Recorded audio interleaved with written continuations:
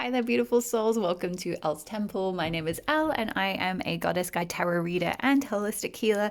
And today I am going to be doing a very exciting reading all about what the goddess has in store for you, or what major themes are coming through for you in 2022.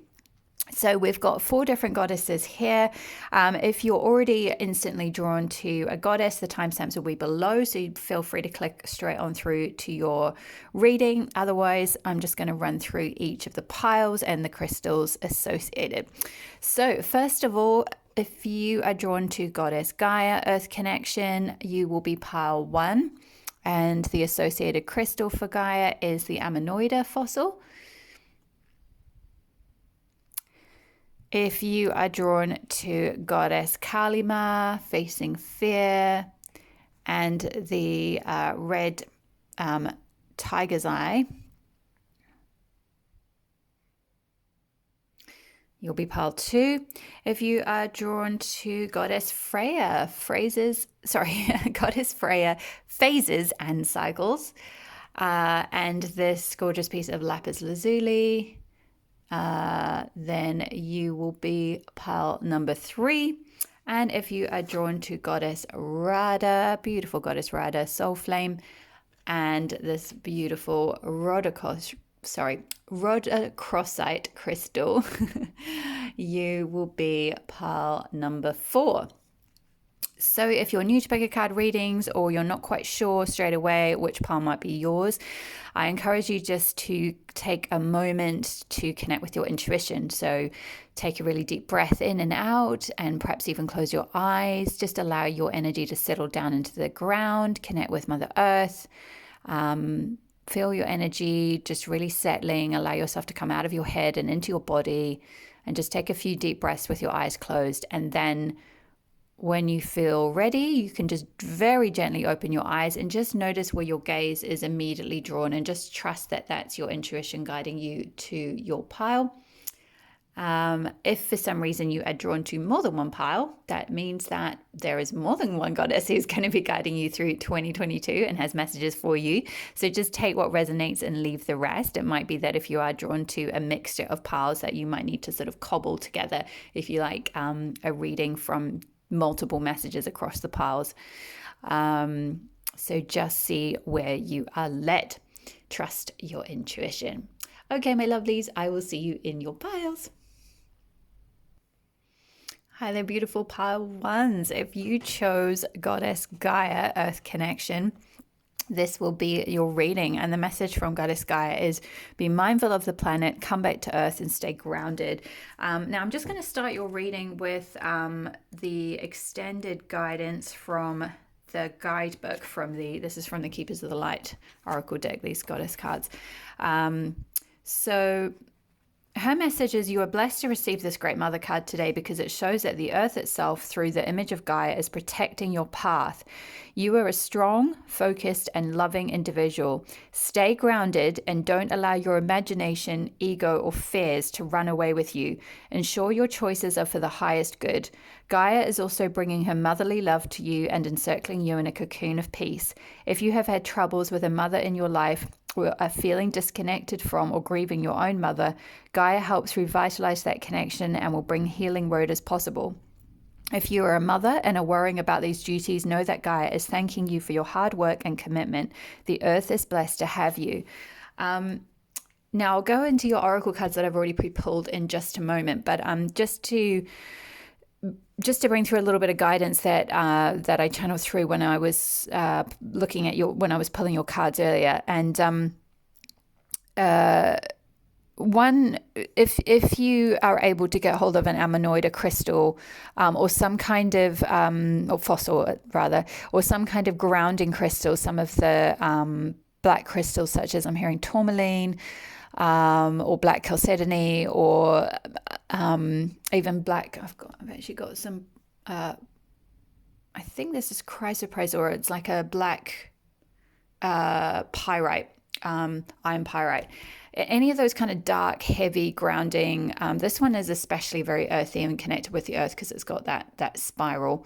But this will be very, very grounding for you, because I feel for some of my pile ones, the energy that you're healing or shifting out of, or one of the big themes that you're working through for 2022 is to reconnect with the earth and to reground yourself, to really find your feet and find your purpose, especially after a period of, I feel like some of you might have been in a lot of like sort of air energy over the past year, like things being very up in the air, perhaps being pulled around by different connections. It could be through people you might have been dating or in a relationship, or if not that, even just through, various things that might have been going on, perhaps with, lockdowns and COVID restrictions, or restrictions on your business, not being able to move ahead with things, maybe even moving house or being in transition about where you're living, having to move. There's just this real feeling of like a kind of fight or flight energy, or a flightiness, or a almost scattered energy with pile ones that you're shifting, that's going to be shifting for you in 2022. I can feel it very strongly. Goddess Gaia is here for you. If you can be very conscious of connecting with Gaia, connecting with the earth, building into your routine too. I see some of you going for walks in nature a lot more, taking, I know some of you might be in the Northern Hemisphere, so you might be like, this is crazy, I'm not doing this now, it's snowing here or something. But when you can, when it's spring or when it's warm enough, if you can, take your shoes off, connect, really actually feel your feet connecting with the earth. That's a process called earthing. There is, I believe, a documentary, I think possibly on YouTube about that, or on the internet somewhere. It shows all the medical benefits of this earthing process, and it can heal so many things, especially any kind of, if you've had any extended, say, I'm hearing PTSD, anxieties, just even overthinking, scattered thinking, feeling very up in the air. Perhaps you've had to move somewhere because of, maybe because of things to do with lockdowns or what have you, and you don't feel connected with your new place. I'm hearing like you might be disconnected from your tribe. Maybe you've moved countries and you've got stuck in somewhere else or something like that, or you've chosen to move away. Perhaps because of this, we were speaking of the guidance and the card spoke of mother healing. So maybe you've left home, or you've moved away from a mother figure, or you're trying to disconnect from a mother figure and sort of find your feet yourself, find your independence, maybe find emotional independence. Maybe you've moved away from a relationship of some sort, and you're trying to find your own feet with your own direction, or you're trying to, for some of you, you might be, perhaps if you identify something like a starseed or other highly sensitive soul, or something like that, it might be that you are struggling to find your place on earth, because we have, I'm going to go into the oracle cards now. Actually, we have, the first card is indecision. I'm going to move this over here for now. We've then got Eros. We've got the mirror as the archetype you're working through. These are the energies you're kind of working through. We've got work through your fears. So definitely some of you might have had a lot of indecision, energy, anxiety, fears, trauma energy, that kind of thing that you've been working through. And then we've got the energy that's coming in for you is the first chakra, Archangel Michael. So Archangel Michael, if you connect with the angels, is a very strong, protective figure who you can call on to help you, to really help you in this instance to ground into your first chakra. First chakra is the root chakra, so perfect that it's come out with Goddess Gaia Earth connection, because they're both connected with the earth, with grounding, with rooting, with finding your place on the earth. So for some of you, I feel like this is related to moving and healing from and shifting from a relationship, or shifting countries, or moving homes, and needing to find your feet after that. For others of you, I feel like you're very sensitive souls, and you haven't really found your place yet on earth, or you're questioning your where you're from, or why you're here. Like, why am I here on planet Earth? Like, what am I meant to do? What's my purpose? That sort of sense of root chakra healing is often to do with not feeling at home, not feeling not understanding why you're here, sort of feeling like, well, what's the point? Or, why am I even here? What's my place? What's my purpose? I don't deserve to be here. I don't deserve to take up space. Those can be kind of shadow wounds of the first chakra. So I feel like with Goddess Gaia being here, Earth connection, moving out of indecision, you can see here also she's wearing a red cloak, red being the color of the root chakra, which is the first chakra, the first main chakra. And then Archangel Michael being here as your guardian angel, if you like, through 2022. I feel like this is going to be a big healing you're going through. So for those of you who have felt unsettled, like you've lost your feet, or you can't, like you can't find your feet, you're feeling ungrounded, unsteady, unstable. Root chakra is all to do with the home, with stability, security, sense of place, sense of tribe. It can be to do with finances and money, in terms of sort of the possessions, like in terms of how that reflects in like your physical home, how you feel safe in the world, those types of issues, those types of themes, those types of things. So for some of you, if you have been feeling a bit scattered, have been feeling a bit indecisive about things with the indecision card here, this can show a figure at a crossroads. Maybe you've been going through a big transition, or you've been at a crossroads, or you're currently at a crossroads. You might be starting 2022 in this energy, but I feel like you're kind of moving through, working through a lot of fears, working through a lot of root chakra healing, working through a lot of illusions. The mirror is an archetype that speaks of illusions and clearing illusions, but becoming very clear on who you really are, and what your inner truth is and what your purpose is. And Archangel Michael will help you see that. He'll help you see where you're looking at a mirror can often be, it can speak of, where the ego is sometimes taking over and making us really kind of be ruled by the fears, or be ruled by things that aren't actually true, like essentially believing believing the worst case scenarios, feeling that sense of I'm hearing sort of fragmentation, because it's interesting, we've got like a fragment of a mirror. So it's almost like you're not sort of seeing the whole picture, which could be why there's this indecisive energy for some of you.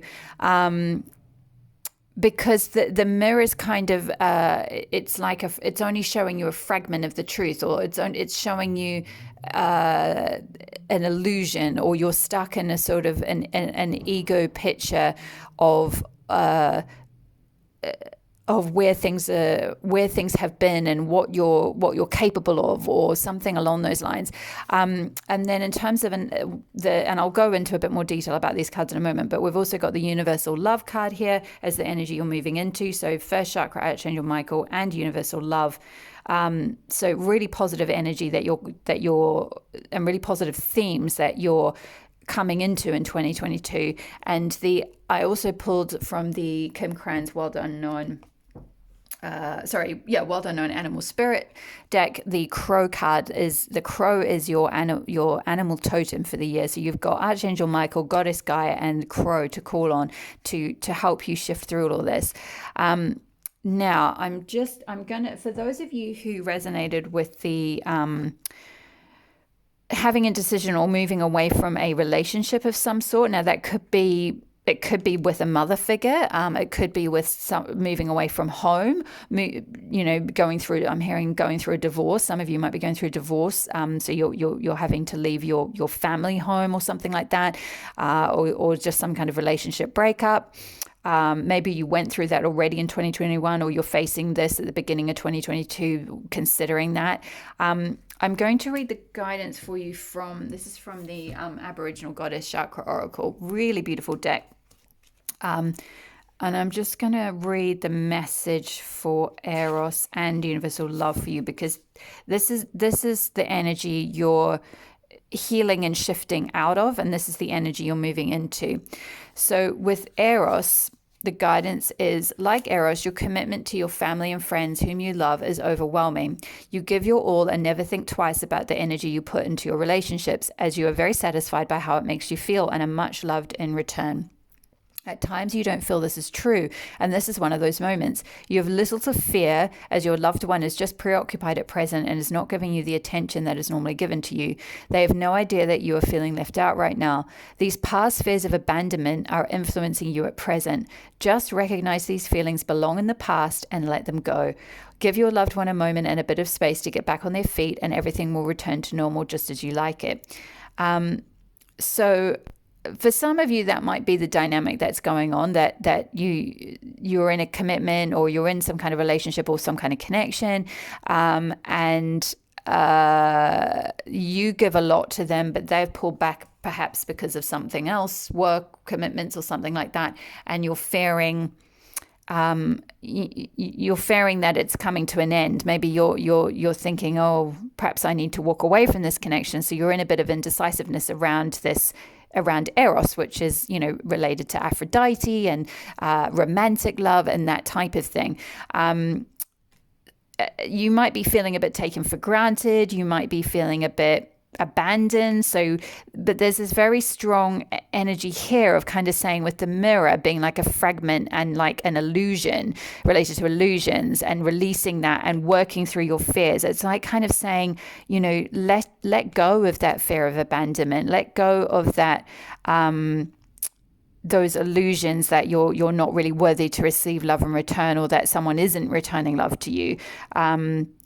I'm kind of seeing with this Eros card here, it's like there's this, he's got this bow and arrow and he's running, and it's like this, it's almost like a chaser energy. So it's like maybe some of you have been, chasing after something. And this might not be romantic connection. This could be, a family member, or a job or something like that, or something that you just something you really wanted maybe in 2021, and you were there was this chasing energy rather than a magnetizing and attracting. It was chasing, because you didn't sort of feel, perhaps there was something you weren't sure about it maybe, or there was some kind of illusory aspect in your psyche that was telling you didn't deserve it or something like that, or maybe because of some kind of past. I'm hearing perhaps some of you might have gone through. The mirror can speak of egotism and narcissism. It's because it's that whole myth of Narcissus looking in the river at his own reflection and being so consumed by his own reflection being reflected back to him like a mirror that he falls in. So it's almost like this energy of maybe you were involved, Eros, romantic relationship, with someone who was narcissistic, and part of your healing or working through healing that type of connection, healing being sort of second best, if you like, from someone who put themselves first and never sort of gave you that reciprocal attention or affection or whatever that you deserved. And the healing to do in 2022, or what the themes that you're going to be working through in 2022 is grounding your energy, connecting with Mother Earth, feeling deserving to take up space, feeling deserving to be on the planet in the first place, feeling really grounded in the beauty of who you really are, and coming into this universal love here with this person. It's like I see that this is, and it's interesting, there's a spiral like this, the ammonoida. Can you see how this spirals out here? And this is a spiral. It's like your love must come from within first. You've got to find you within your heart space. So I feel like there might be some heart chakra healing as well, that you might be working through, or just healing, as the goddess chakra oracle spoke of, healing those fears of abandonment. Maybe you have been abandoned, or maybe you just feel you've been abandoned, but that's actually an illusion, because really this might show up on the outside in terms of a certain connection where someone seemingly is abandoning you, but excuse me, relationships are always, they're a mirror. They're a reflection of what's really going on inside. And you can only be abandoned if you are abandoning yourself. And that's, I feel like there's a certain sense of, this person, it was talking about your commitment to your family and friends who you love is overwhelming. You give your all and never think twice about the energy you put into your relationships. And because you're a giver, you're a beautiful soul. You're very sensitive, and you want to just give and give and give and give. But you might have got given to the point of some kind of self-sacrifice, and then there's this energy of there's these fears of like, that's not being returned, maybe I'm not worthy, I'm not deserving of love, I've been abandoned, this person doesn't really appreciate me, or we're having to go our separate ways now, with this indecision. I'm seeing perhaps some of you debating disconnecting from someone, whether that is a committed partner or just someone you were dating, or someone, maybe even someone you were friends with, but you hoped it would go a certain way, but they weren't giving, they weren't giving their all back. Excuse me 1 second. Sorry about that, pal one. I just had a little tickly throat. So I feel like because my voice just suddenly got blocked, I think that's kind of might have been for some of you. Obviously, this is quite a specific scenario, so just take it how it resonates. It might be playing out differently in different parts of your life. Maybe for some of you, this has been a work relationship, like a work scenario where you've put your all, you've given your all, you've done so much for your company, and they haven't appreciated you, and they haven't spoken that appreciation. Because with my tickly throat, I got the impression like the person you were dealing with, whether it was a romantic partner or a colleague, a boss, a family member or something, it's like their throat chakra is blocked. So they're not expressing their truth or expressing to you that same reciprocal connection. You can see on this card, there's not another person here. There's just it's like you've been running after something. It could be anything at all, it could be some project you've tried to start. Maybe you're chasing money. You're trying to get money for a venture or something. You're trying to monetize a skill.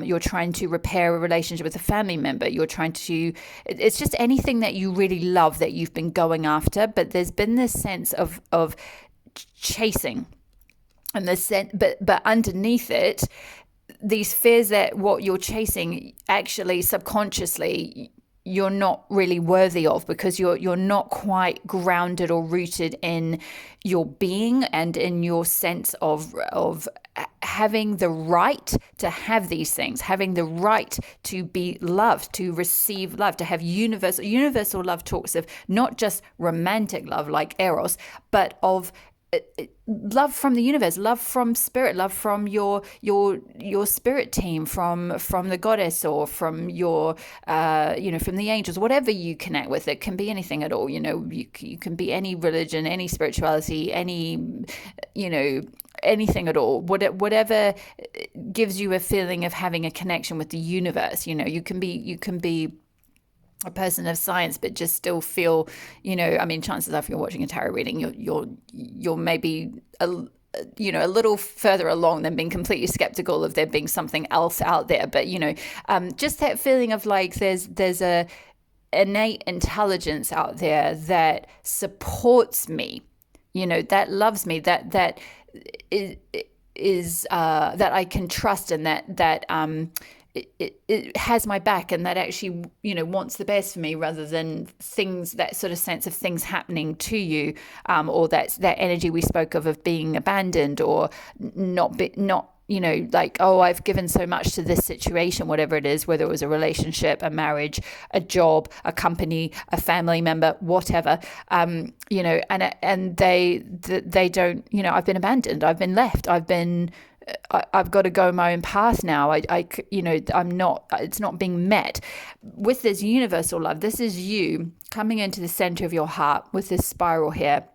This is your own heart, but it's like you're residing fully within your own heart and receiving love from all around. I know that sounds really cheesy and like a line from Love Actually or something, but I hope you know what I mean. It's perhaps for some of you who might have been in an energy of being a little bit perhaps codependent, because what that spoke of with that giving, where was it? Giving your all.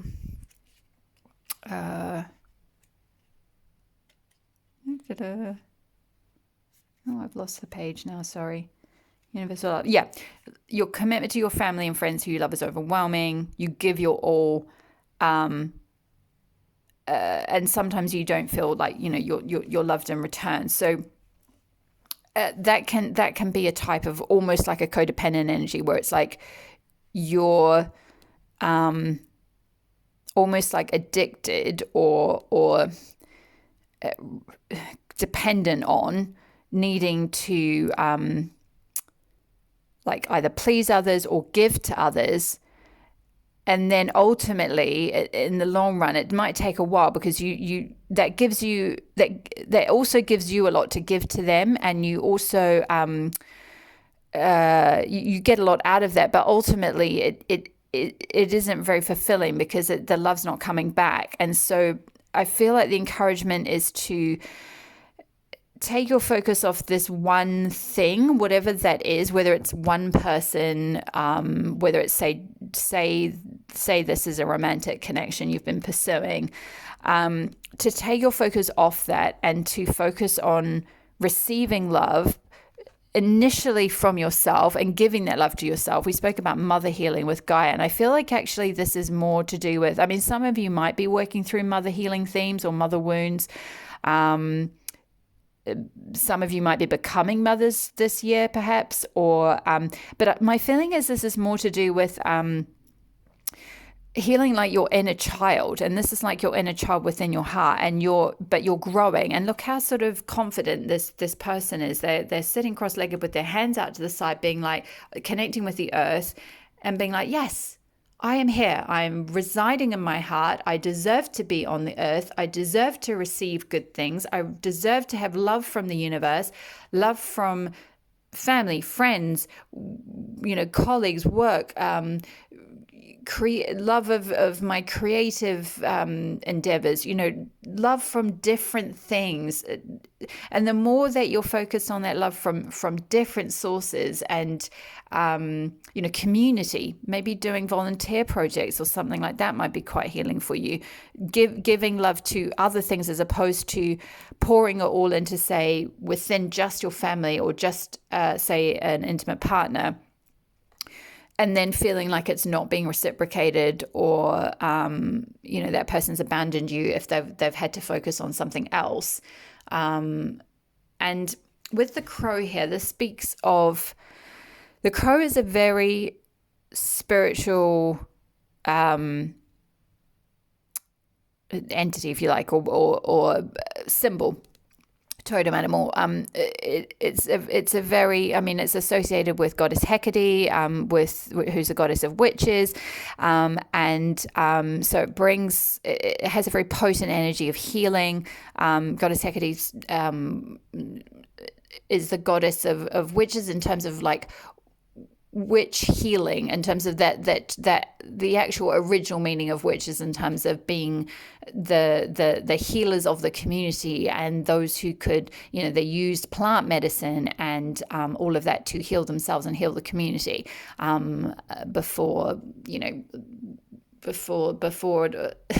whole witch hunts and all of that, all the propaganda that created this whole, witches as these scary, big nose creatures and what have you.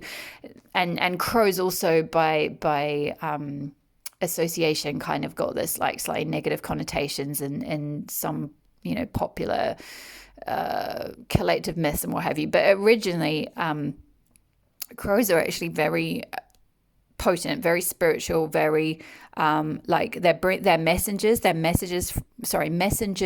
the spiritual realm. As you work through these themes in 2022 and come into the state of universal love, my feeling is that you'll just, it's like this crow is on this kind of crystal ball, which is all multicolored. There's green and yellow, orange and pink, beautiful colors here. And I feel like you're going to be getting, if you're not already quite connected with your spiritual side, you're going to be getting many messages through, you might start seeing crows, you might see just imagery of crows in certain places, and that might be a sign from your spirit team or from Archangel Michael or something to remind you to come into this place of universal love, or this reside like in your heart space. Okay, I'm going to leave it there for the oracle cards, and I'm going to pick a few tarot cards just to finish off, just see if we can get any more messages for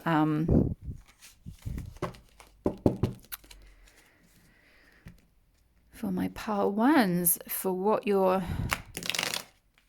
themes you're going to be working through, and what opportunities and blessings are going to be coming in from the goddess in 2022. What opportunities and blessings? Oh, beautiful. Father of Cups. Yeah, gorgeous, which is associated with, which is the equivalent of the King of Cups. So beautiful energy, masculine energy. This could be an offer of, if you come into this place of universal love and being seated in your heart space, working through your fears of abandonment, working through your fears of overgiving and not being reciprocated, working through any illusions, working through, for those of you who might have had some kind of narcissistic connection, or something where you were chasing after something that wasn't reciprocated, whether that was a job, and you just weren't being given equal value. You've got this emotionally fulfilling offer coming in with the Father of Cups. So really, really beautiful energy coming in for you. Oh, wow. Okay, I'm going to take all of these. So yeah, Five of Swords. So I feel like maybe for some of you, you are ending something, because there's this, Five of Swords usually speaks of inner conflict, but in this instance, there's these kind of two ends of the worm, and there's a sword driving through the middle. And it's almost like it's kind of cutting through some kind of attachment to something that was maybe holding you back. So maybe that's part of this indecision card of like choosing like which road to go down, because and making the decision to cut away from something, and go your own way, perhaps, so that you can work through these fears, you can heal these wounds, and you can come into a place of universal love and feeling loved from within first. And then we've got, the Six of Swords, which is about moving on. It's interesting, you've got a progression here. Five of Swords and then the Six of Swords. So you're moving forward definitely in 2022. So if you have felt stuck and indecision, or in a sort of scattered, flighty, unrooted, lack of sort of forward progression and movement, you're moving out of that in 2022, because the Six of Swords talks about, you can see here from, you've got all this darkness underneath and then a rainbow. You're moving towards healing. You've got all the colors of the chakras, the seven main chakras here, and the colors of the rainbow. So you're moving towards this healing. You're moving towards better pastures. You're moving on from something that was a bit of a source of conflict or internal conflict or a lot of pain, or something that just wasn't working. Or Six of Swords can also speak of moving homes, moving houses. So maybe some of you are moving jobs, even, whatever it might be, but you're moving on. There's this energy of moving on from dark times towards the light, towards something so much better for you. And we've got the High Priestess, which is very linked with the Crow. That is very similar energy. You can see they've both got crystal balls here. The tiger is, it's just sitting there with the crystal ball by its chest, just chilling out. Looking really calm and serene, and with the crescent moon here. And High Priestess speaks of, it can also speak of, it can speak of illusions, but a sense of like knowing illusions rather than being at the victim of an illusion, which is the archetype of the mirror, can sometimes speak of more of a being a victim of that. But you're shifting through that part one. You're moving out of that space of this fragments of these things, shards that might be stuck in your psyche that are saying, oh, you're going to be abandoned, or you're not worthy of love, or this isn't going to work out, or these people don't love you the way you love love them, or it's not going to be reciprocated, or something like that. You're going to be working through those fears. You're going to be moving on to better pastures towards this love, towards people who do love and appreciate you, because you love and appreciate yourself. And you found first chakra, you found your feet, you found your ground, you're sitting. It's like this person's sitting in the seat of their heart. So you're rooted within yourself. And then you're moving into this, I'm hearing like, I'm hearing healer energy. So some of you might be becoming healers as a result of what you've gone through, and working through these fears. You're then able to help others with that, or give wisdom to others, or channel for others, or something along those lines. You're stepping into your priestesshood, and able to commune with your spirit team, with the goddess, with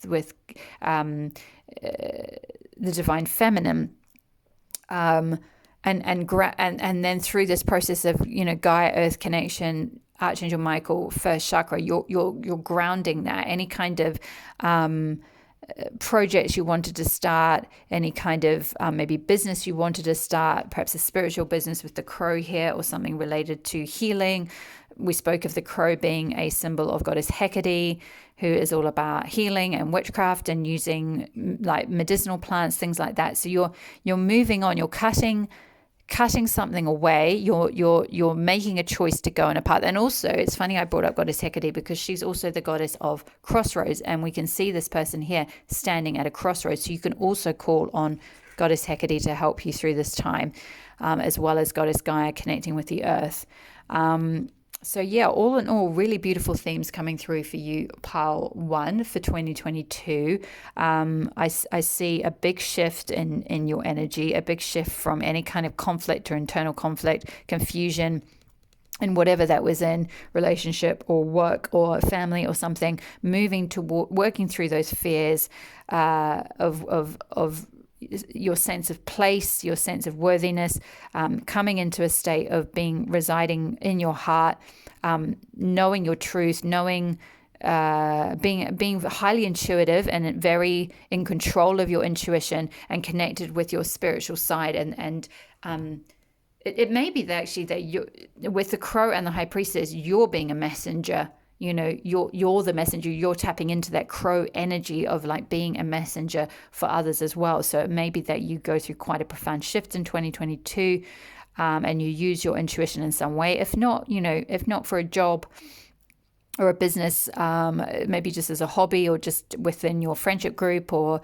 as I did speak of, this is above the universal love card, and I did speak of volunteering. So maybe you just do it to just as a, to find your community, and as a way to connect with other like-minded souls who might need your support, and you're giving them love and receiving love in return, so that you're not entirely fixated on this, either whether this was a past relationship you've walked away from, or the need for a romantic relationship, the need to receive validation from a romantic partner, or from, say, one source. You're moving into this, receiving love from all around, because you find it inside first. You're very in that priestess energy. You have this divine feminine,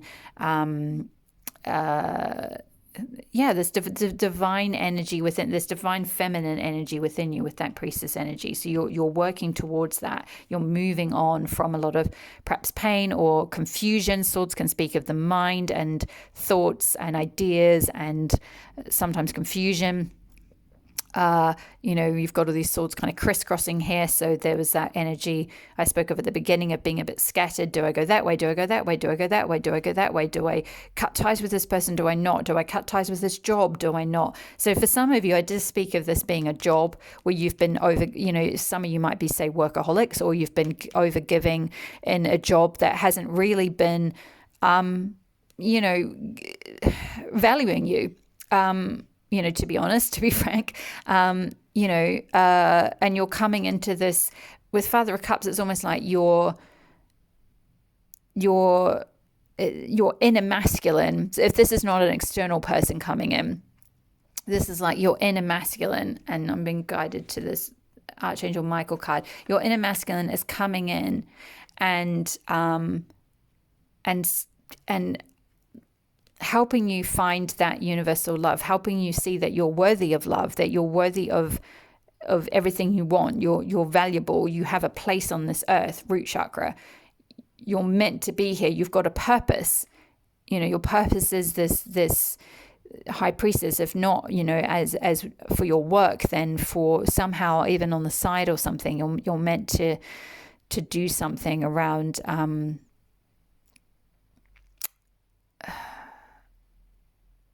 possibly some of you might be quite psychic, mediums, healers, channelers, anything along those lines.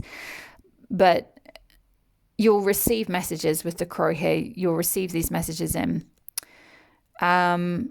Yes, I feel like that's it for my pile ones. Thank you so much for being here. Thank you so much for watching. Thank you for your likes, for your subscribes, for joining the Elle's Temple community. If you would like a private reading, I am currently open for private readings, and my details are all below. You can check out the different types of readings I do on my website, Elle's Temple. I have my Linktree link in the top in the corner of the YouTube channel. If you know which one you want, you can go straight to the Linktree and you can book directly on there and pay by card or by PayPal. It's quite simple. Otherwise, if you have, if this has been supportive for you, I would love it if you could leave me a comment. I really, really love to hear from you and see how this resonated. It just really helps me out to hear that. So thank you so much for being here. I look forward to seeing you in the next video, and all my love and all my blessings for 2022. Bye, Pile 1.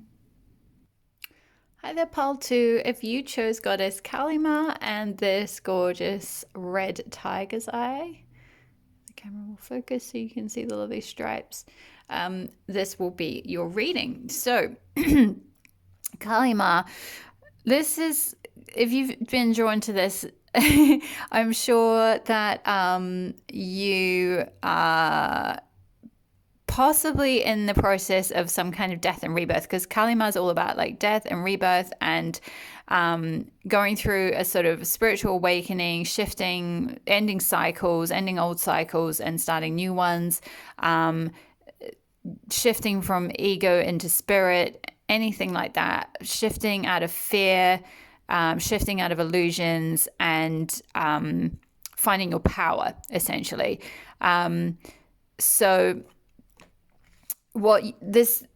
if you are going through this as we go into 2022, Kalima is a very strong, loving goddess to call on. She can look a little bit intimidating with the skulls around her neck, but she's actually like the most fiercest, loving, motherly presence, because everything she does is kind of for your own good. So sometimes she comes in when it feels like you've had one of those rug pulled out from under your feet kind of moments. So maybe there might have been some kind of false foundation you might have been going through in 2021 of clinging to something or attaching to something, or not even necessarily, just like it was part of your journey to be in some kind of, say, connection or some kind of job or some kind of, whatever it might be. Maybe it's a relationship, maybe it's a creative project you started with someone or something. And as you go into 2022, or perhaps at the end of 2021, something's been pulled away from you. That foundation has sort of collapsed. You might have gone through a tower moment. Kalima has come in to help you face the fears of like moving into your truth and like building a strong, sustainable foundation that is based on who you really are, rather than clinging to a false foundation of something that just isn't really aligned with your path. It might have felt like it was at the time, and it might have been something you were trying to manifest, but then it just didn't work out. It just got pulled away, or it dissolved, or it just crumbled. And that's often a sign of something that just, where you were trying to build on something that just isn't the most aligned thing for you. Or maybe there was some kind of lesson to be learned, and Kali is here to help you integrate that and transcend and move forward. So really, really powerful goddess and really powerful energy. If you're going through some kind of cycle of endings and new begin, well, if you're going through some kind of death process or ending process or spiritual awakening process, you can trust that when Kali shows up, that it whatever pain you've been through, it is for your highest good, and it is in the most loving. It's done in the most loving way, even though it feels like a kick in the backside or a kick in the pants at the time. So let's go into your oracle card. So we're going to start with, we're going to start with, on this side is the energy that you're essentially shifting out of, or the themes you've perhaps been dealing with in 2021. And then we're going to move through the archetype that you are dealing with this year, and then the energy that you're coming into as you go through 2022. So the energy that you're shifting out of is Healer of the Ages and the Orange Chakra Fairy.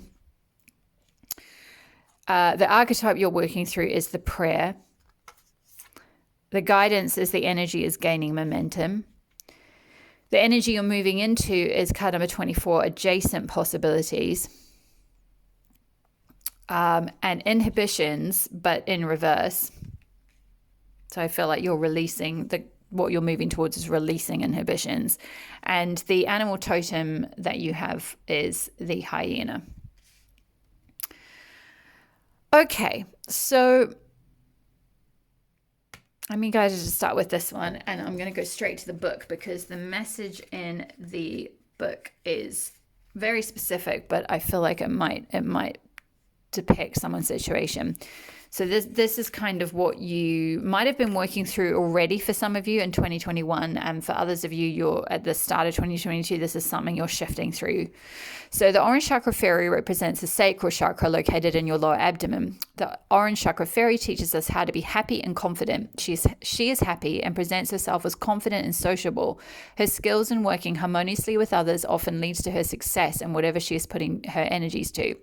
Even when others may perceive that she has failed in a task, she does not see it that way. Her enthusiasm and self-assuredness sees it only as a minor setback, and she will always embrace the lesson to be learned as part of her adventure. The Orange Chakra Fairy has a zest for life such as you do. People watch you flip by without the baggage of inhibitions. Interesting, we've got inhibitions as well in reverse. And may often find it difficult to understand you as a deep and thoughtful person. On the outside, you appear as a happy person full of life, always seeking the next adventure. However, you are much deeper than this. Your behavior of heading straight into the burning building when everyone else is exiting tends to scare people and leads them to believe you as being reckless.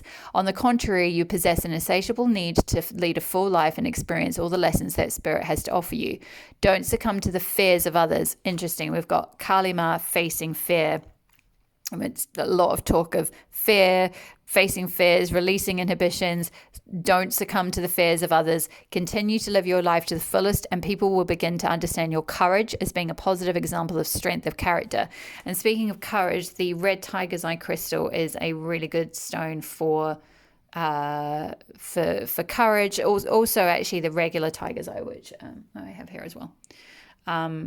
Which is a bit more sort of browny orangey. So either tiger's eye, red tiger's eye, or normal tiger's eye, are very good for courage and willpower and strength, and finding that, like, I mean, if you just think of the energy of a tiger, that kind of inner fierceness, if you like, facing fear. Kali is a super fierce goddess. So like, if you kind of want to draw on the vibration of Kali, if you like, then a red tiger's eye is kind of the perfect energy. You can see she's got all this red around her.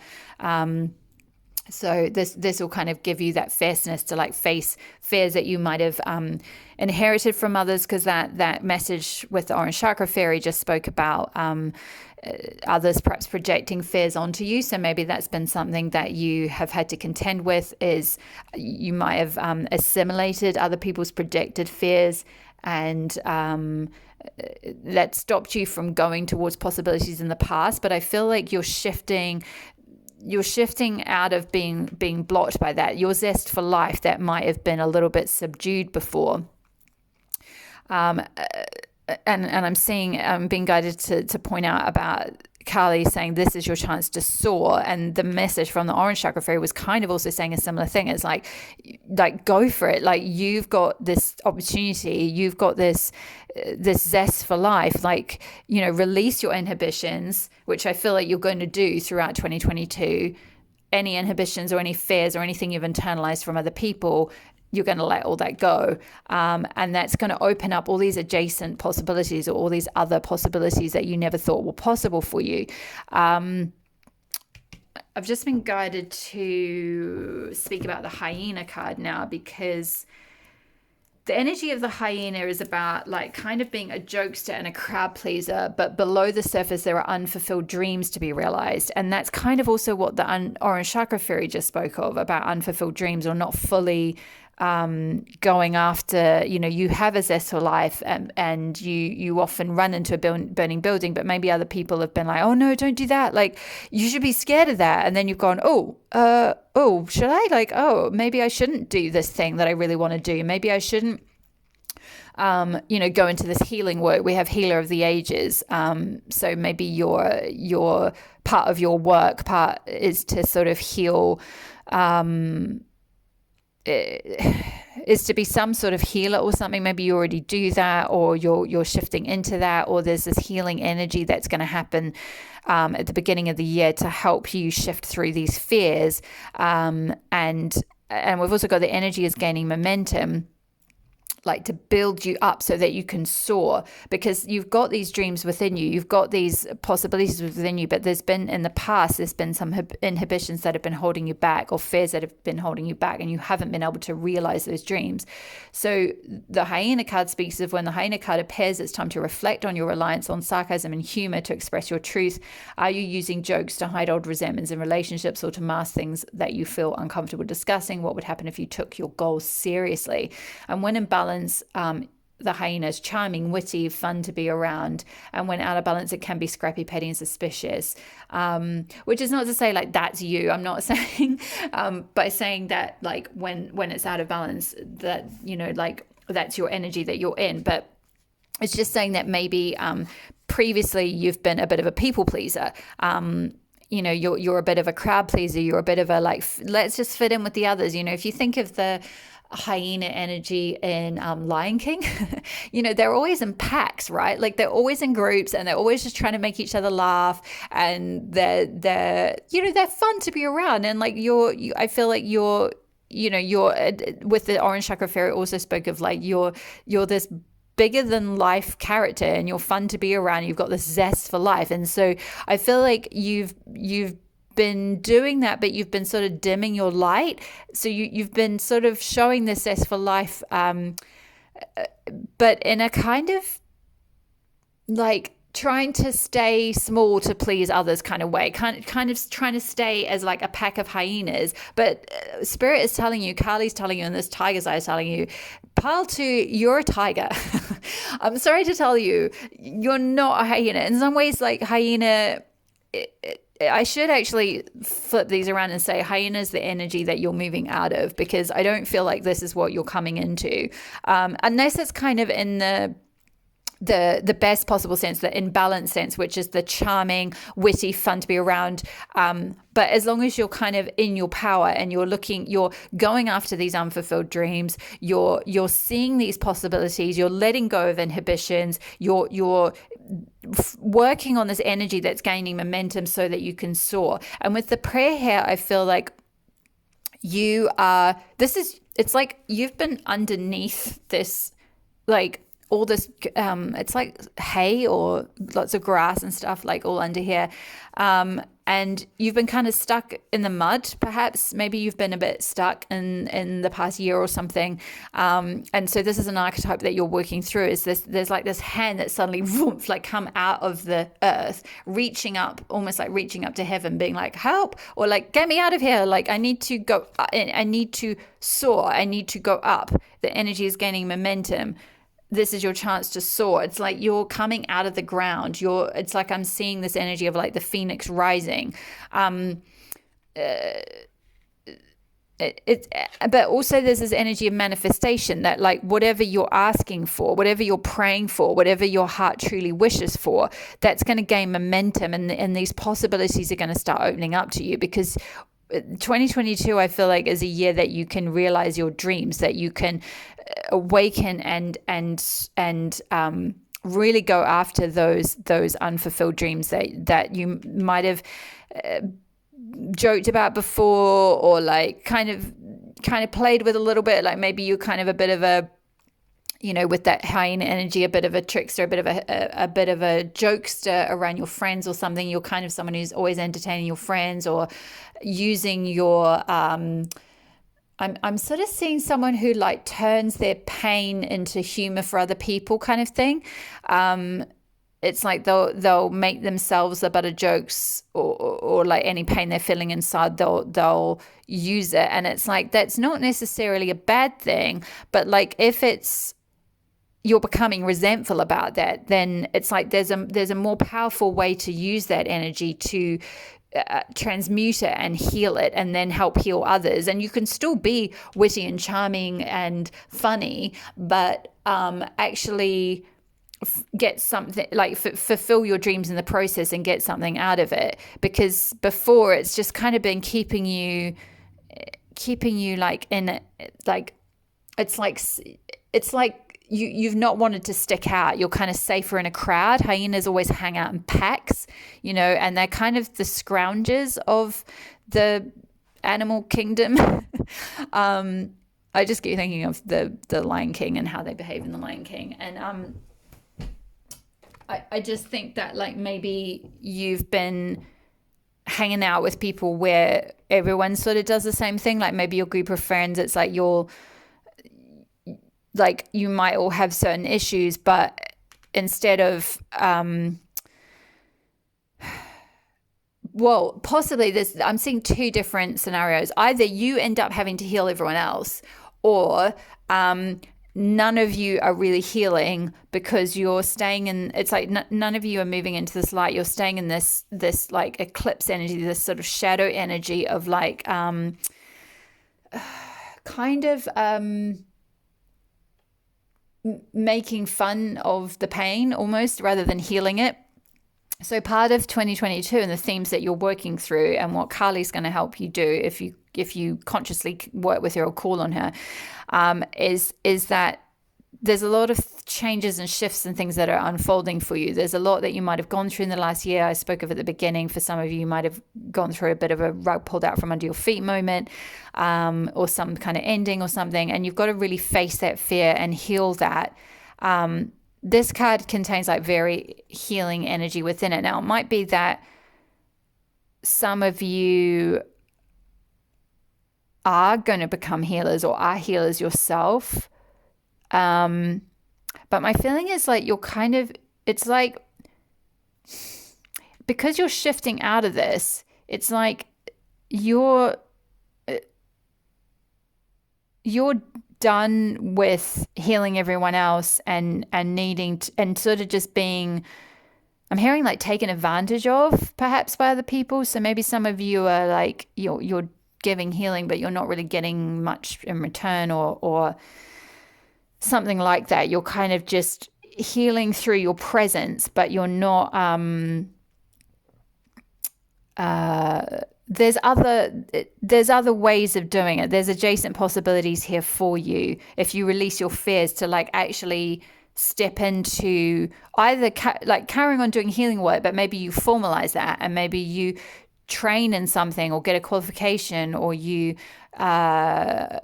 you actually set it up as a business, or you actually say to your friends, actually, do you know what, this is something I've had to alchemize a lot of pain to figure out how to heal this. I'm not going to kind of just do this for free. Like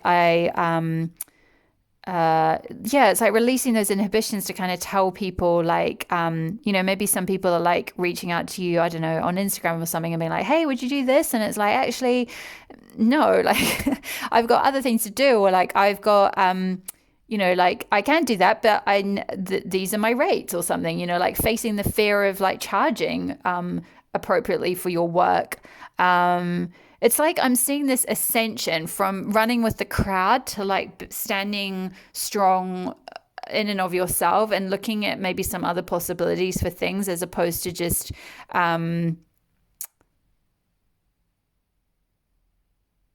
being swept along with the crowd type thing, and being a people pleaser and being like, oh well, I've got to kind of play small, because if I go off and do this other thing that I want to do, these other dreams, that have been unfulfilled, that the Haina talked about, having unfulfilled dreams.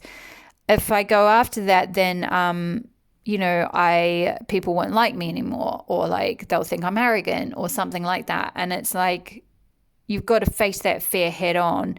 And I'm being drawn to the fact that Carly's got this, she's got this eye open in her third eye, and which speaks of like seeing the truth and seeing these possibilities and tuning into your intuition and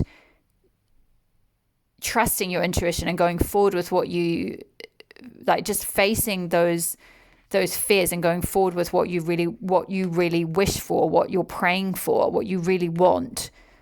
It's a amazing energy of like what you want to manifest can happen for you if you let go of your inhibitions, and any projected fears. The Orange Chakra Fairy spoke of perhaps absorbing some fears from other people, but just let all that go, release those fears.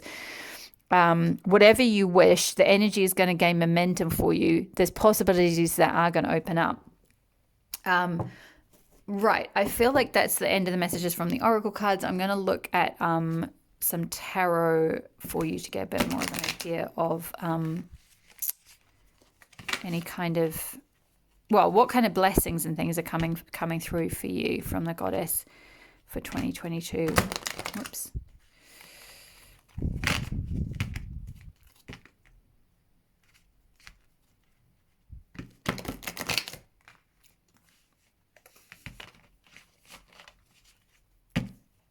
Okay, what blessings are coming in? Whoa, that one flew out straight off the bat. Contemplation, Chang-O, yeah. Cardamom 9, which I think is the Hanged Man. So it's kind of surrendering, it's contemplating, it's going within.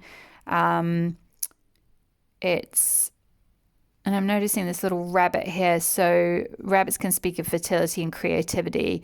So it might be like contemplating some kind of, again, this adjacent possibility, some kind of creative career or role or interest or project or something like that. Or just contemplating other possibilities, contemplating what you really want to do, contemplating these dreams that have been unfulfilled. What blessings are coming in for 2022 for pile 2? 2 of Pentacles, yeah, very similar energy, juggling, deciding between 2 different options, weighing up pros and cons of something.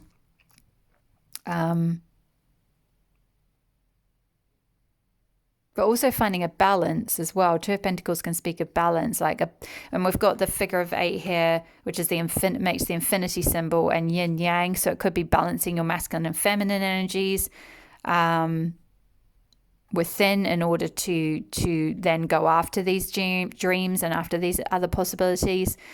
So 2022 is going to give you the time and space to do this work, to really contemplate what you really want to go after, and to juggle different priorities, juggle different possibilities. And Princess of Pentacles, beautiful energy. This is like the Knight of Pentacles. This is like going towards something that's related to like your security, your stability, finances. So it could be work, it could be a job, it could be a project, it could be starting a business, something like that. But like in a very like Pentacles are the slowest moving energy of the 4 different suits. It's related to earth energy. So it's related to like that energy of planting something and actually seeing it manifest on the physical plane. So I feel like you're after this period of contemplation and figuring out, what do I really want to do? What is my real dream? Where do I want to plant my seed and see it grow? You're then going to start gradually, slowly but surely, putting one foot in front of the other, stepping towards it and making that like this princess is holding a coin or a pentacle. It's like, look, I did it. I made something. I physically manifested something. So I feel like you are moving towards manifesting your dreams, whatever they are. And of course, this is a general reading, so just take it as it resonates, and whatever your prayer is, whatever your hope is, whatever you're trying to manifest, be open to possibilities. What other blessings are coming in? 5 of Staves in reverse. Yeah, so in a conflict, you're letting go of that. This is 5 aspects of the same woman fighting under a hot sun, which is like a sort of a pressure to like, it's like you've been, and this is very much similar to that. The energy is gaining momentum. It's like this heat, this pressure that you've been put under to come to like step into your power essentially and go out, release your inhibitions and go after what you want. These are all like staves of wands, which are like passions, ideas, projects. It's fire energy, so it's all about like that creative energy. I spoke of also creativity with the rabbit here. Rabbits being symbolic of fertility, creativity.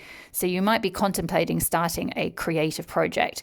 And you're weighing up, is this going to make me money, or should I go after this path, or should I just carry on with the crowd? Should I carry on doing what I've been doing? Should I stay in my comfort zone? And it's like, no, move out, release your inhibitions, release your fears from other people, release anything that's been projected.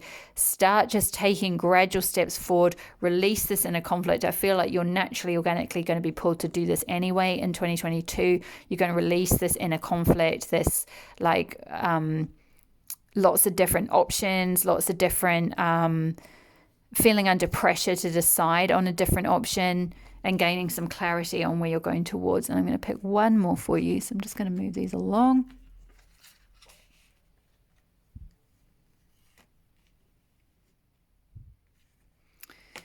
Yeah, look at that. Both releasing inhibitions, sacral chakra, and staves, wands to do with sacral chakra as well. 5 of staves.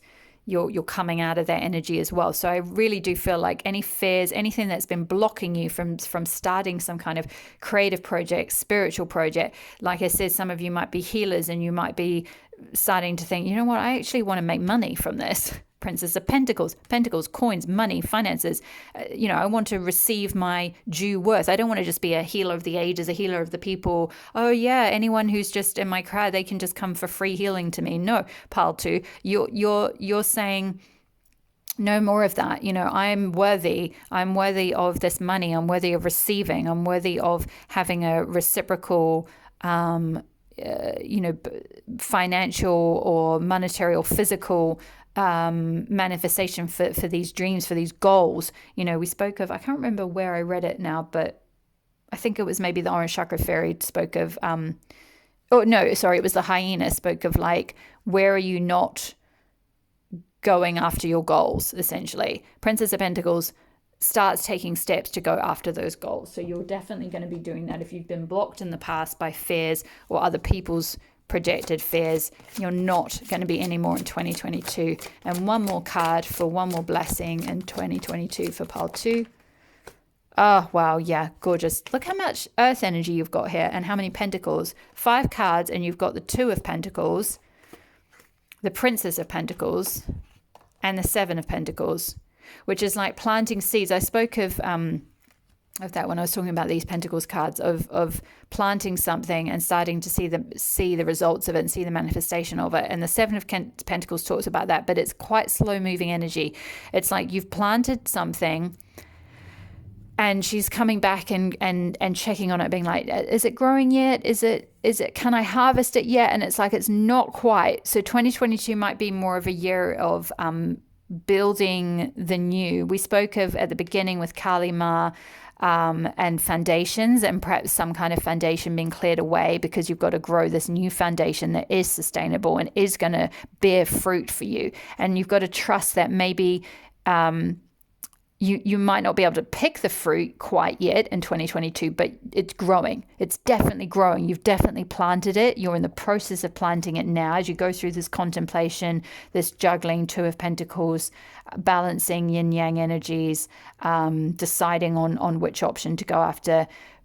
Princess of Pentacles, taking those steps, which is like, it's like the feminine equivalent energy or goddess equivalent energy of being like a knight of Pentacles. A knight kind of Pentacles gets on his horse and he starts going after something that is secure, that is stable, that is going to bring results and bring actual physical manifestation. But he's very cautious, he's very methodical, he's very careful. He's earth energy, so think Taurus, Capricorn, Virgo. You know, he crosses the I's and dots the T's. He puts one foot in front of the other and just goes after something consistently, but it's sustainable.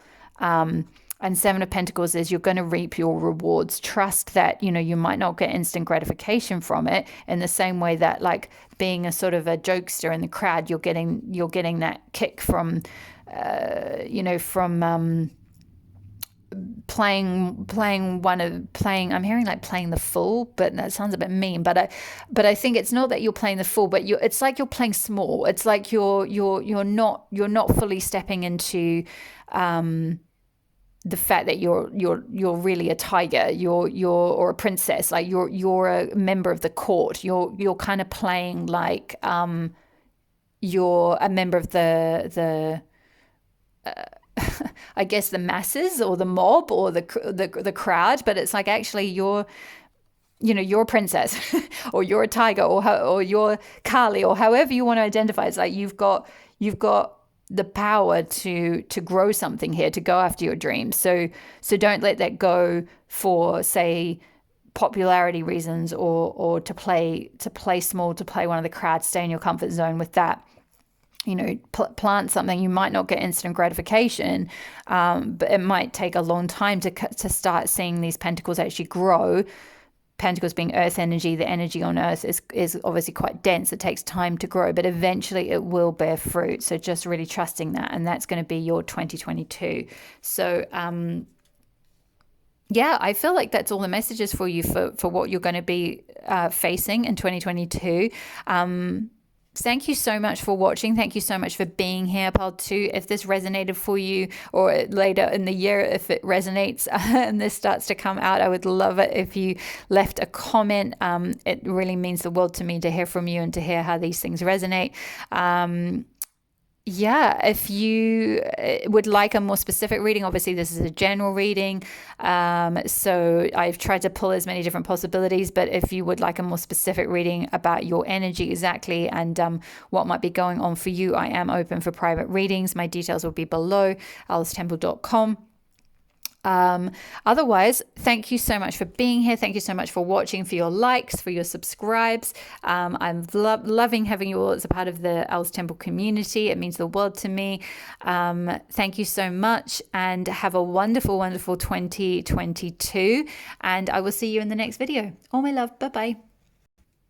Hi there, Pile 3. If you chose Goddess Freya and this lapis lazuli crystal, then this will be your reading. So I'm just going to start off by diving right into the guidebook for the Keepers of the Light. This card's from the Keepers of the Light deck by Carl Gray. And I'm going to read the guidance from Freya to begin with. So for some of you, I feel like if you've been drawn to this pile, chances are you might have been going through some kind of ending in 2021. Maybe it was a relationship for some of you. It might have been a job. It might have been just some kind of cycle even. It could be something like a habit or an addiction or an attachment to something, or a behavior or pattern or that type of thing. But I feel like for many of you, it's probably more something that was actually on the physical plane, like an ending in terms of the end of a relationship or something. So anyway, without further ado. So Freya's guidance is there is a beginning within every ending, and illusions are revealed and released. So Freya, which means lady, is the Norse goddess of the moon and love. She is the twin flame of Odin and a warrior goddess who offers deep spiritual and physical protection to those who call on her. So you can actually meditate on the image of Freya. If you've got this particular deck, you can keep do a little altar to Freya as you go through this ending. She can help protect you. She can help guide you. So she will stand before you with her shield and spear, keeping you safe from harm. She works closely with moon energy and helps us recognize that our life is a cycle that is always changing. She herself is the maiden, the mother, and the crone aspect of all women and guides them to see the wisdom these cycles bring.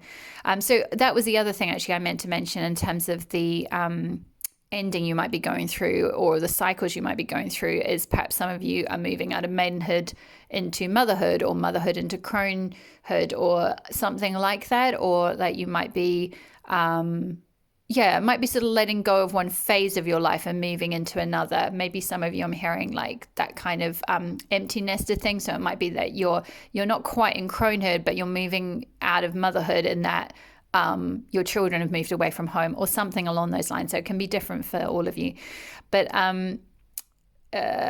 we all go through phases and cycles of growth, and Freya is the energy that supports this. She has a raven spirit totem, which is said to represent her capacity to travel between heaven and earth. So the message from her is a phase of your life may be coming to an end, but it's important to acknowledge it's not the end. I'm sort of getting that energy of like a chapter is closing up for you, but you feel at the moment like it's the whole book is closing, but it's not. It's just a chapter, and there's another chapter to turn to next, kind of thing.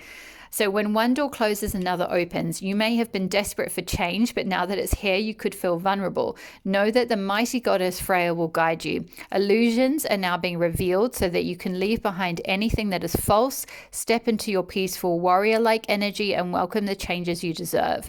To tie up all loose ends and take heart, this can be an exciting time. Yeah, so I was guided to use the lapis lazuli crystal for Freya for your pile specifically, because lapis lazuli is all about, it's related to the throat chakra and the third eye chakra, because it's all about speaking your intuitive truth, or expressing your true self, letting go of illusions. And we spoke about illusions are revealed and released, and getting to the core of the truth, getting to your internal truth, your like ever abiding truth. So let's go into the oracle cards that I've pulled. So we'll put Goddess Freya over here.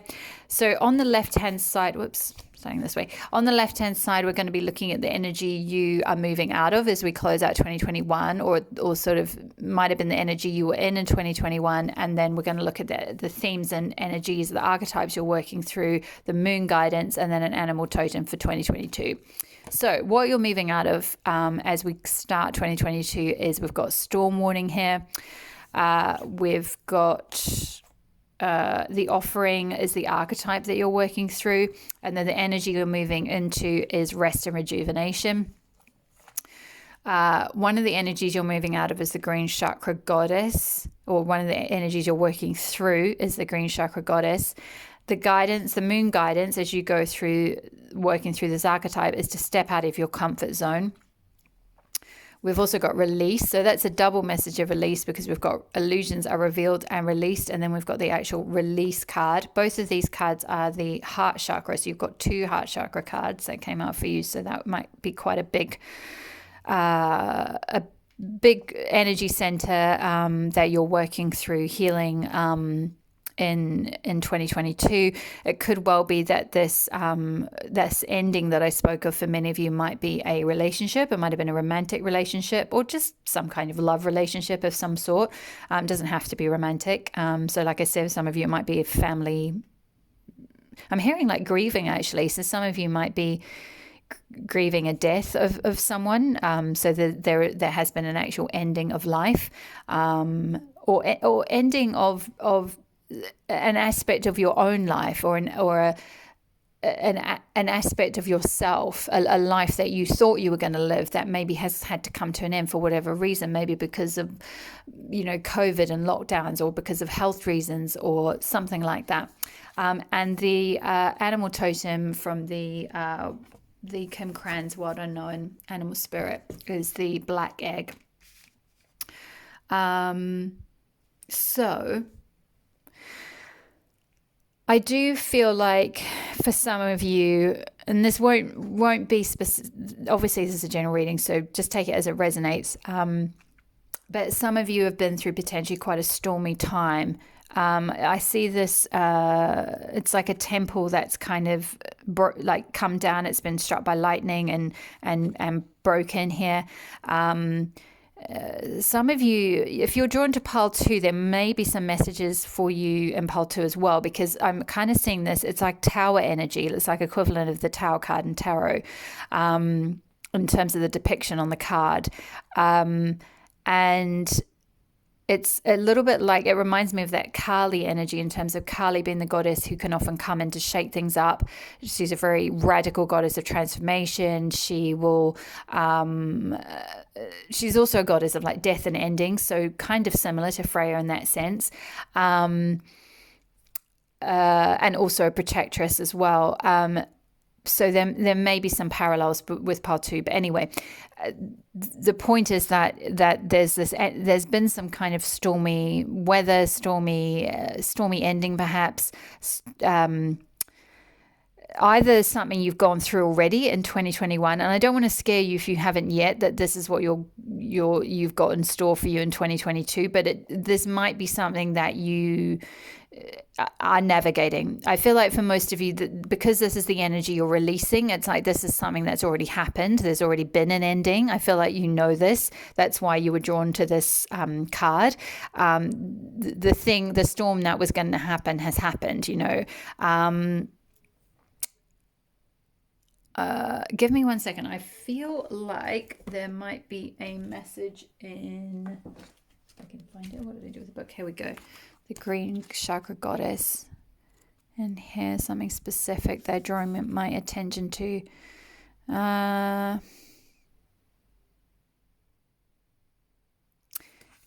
Yeah, okay. So the green chakra goddess teaches, she represents the heart, which I spoke about, the heart chakra. She teaches us the principles of balance, love, and self-control. She's generous with her love, yet able to balance her romantic side with the understanding and compassion of unconditional love. The green chakra goddess connection to nature is part of the balance that she requires to self-nurture and find her own self-love. When she is disconnected from the energies of earth, she becomes unsettled and flighty, which affects the way in which she manages her daily life. So the guidance is to basically go outside, touch the ground, connect with nature, take a breath, take a break. And we've also got rest and rejuvenation here as well. So there's this energy of retreating, taking a break, taking time out, connecting with meditation, going outside, connecting with the earth. Again, like you can see here, she's touching the tree. So to heal from this storm and this sense of we can see the cyclone brewing here. So it's like that might speak of, and also we had illusions here as well. So that could speak of in the mind, a lot of mental energy that's pulling you into spiraling thoughts, anxieties, things that are pulling you into a bit of a mental storm. And you're shifting out of this energy. And the way to do that is with this grounding, connecting with the earth, taking time out, taking time for yourself, taking time to connect with yourself. If you have had an ending of a relationship, it's finding that self-love again, finding that completion from within, that stability from within, that rooted energy from the earth, finding strength from within, finding strength from Mother Earth. There's a need to sort of go through, it's almost like you've been through this storm, whether that's reflected on the outside in terms of perhaps a stormy type relationship, or maybe even a stormy workplace, or something, some kind of foundation that's been pulled away from you, some kind of ending, maybe the ending of a home situation or something. So through 2022, the offering, the it's like the universe is giving you a helping hand to get you out of this stormy situation.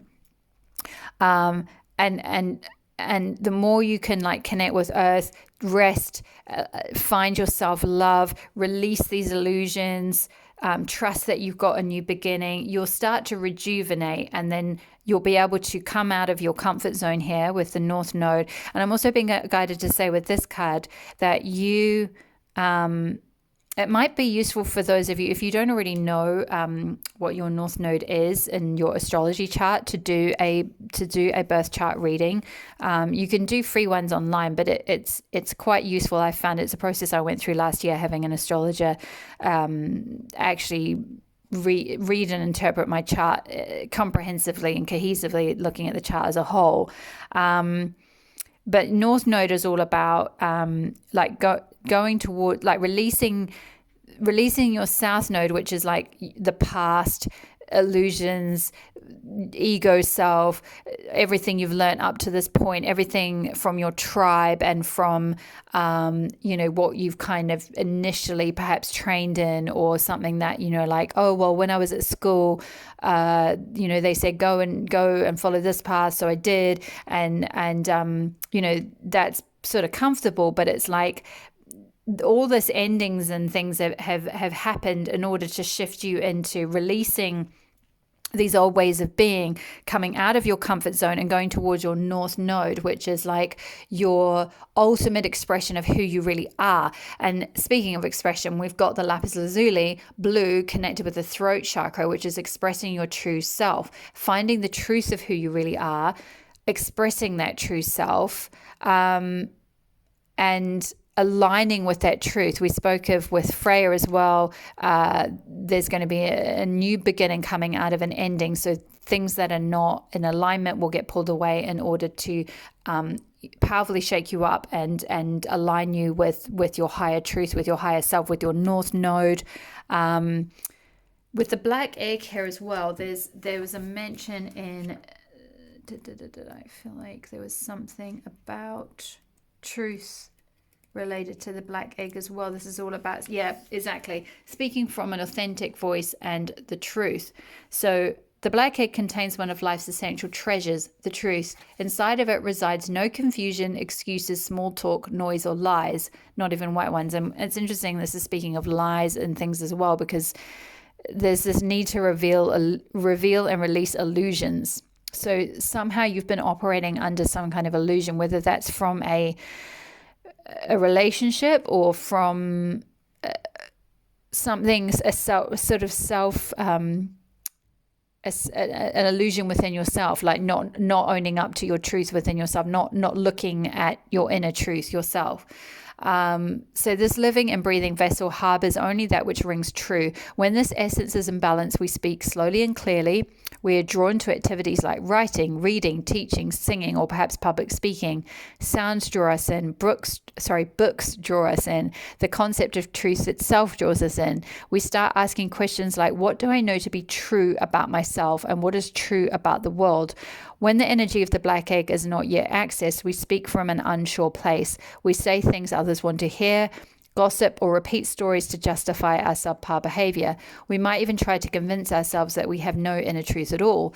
The energy of the black egg hovers and waits for us to reconnect. It is available at every moment in every situation. It is the epicenter of truth, the birthplace of our voice.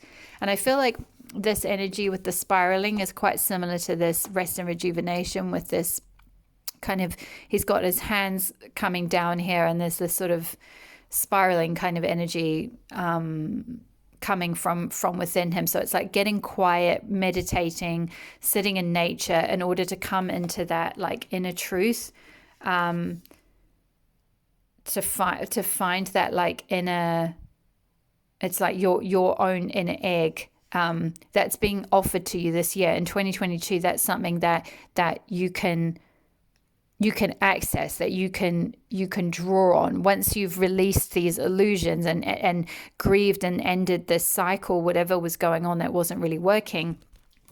And we've got this woman here just dancing and fully, like, she's just so receptive to beautiful, to like love energies coming in. She's released anything that's not serving her. She's free. She's just expressing herself. Maybe even movement could be quite useful as part of your healing and rejuvenation. Some kind of dancing or yoga or something like that to help like access that truth and your own inner energy. There's also a message from the release part of the book as well that they're guiding me to read to you. 1 second, where are we? Okay, so release can challenge you to your very core and can sometimes mean handing over your control to either another human being or to the universe. Trusting another source to provide you with your needs and wants requires courage and strength. On the other side of release is the ability to continually let go of things simply through fear of what may happen if you stick it out. Fear of success, fear of failure, fear of the unknown. At times it's easier to let go than to see where the situation will lead you, particularly if you're experienced at managing the effects of loss. You have perfected the art of catch and release. Time to stop throwing things back under the pretense that something better will come along. It is all a farce. You keep giving up and throwing things away through fear that things will turn out wonderful and you won't know how to handle these positive changes in your life. You're experiencing loss and grief. We spoke about that at the beginning with this some kind of ending, and I sense that some of you might be going through some kind of grief or loss or ending of some kind of quite important part of your life. So you're experienced in that. You know how to do that. You know how to end cycles. You know how to go through upsetting endings and grieving, but you're lacking in the fun and love departments. Time to let go of the fear. Step out of your comfort zone, North Node, and allow yourself to feel the love and laughter that has been missing in your life for so long. Stop being so serious. The sky is not falling and life can be as wonderful as you wish it to be. Manifest your dreams and then live them. And that's kind of like a similar with a rejuvenation, like after an ending, after a death cycle, after, to juvenate is related to like life force energy. So rejuvenate is refinding that inner spark, that life force, this dancing woman here, finding your truth, expressing your truth.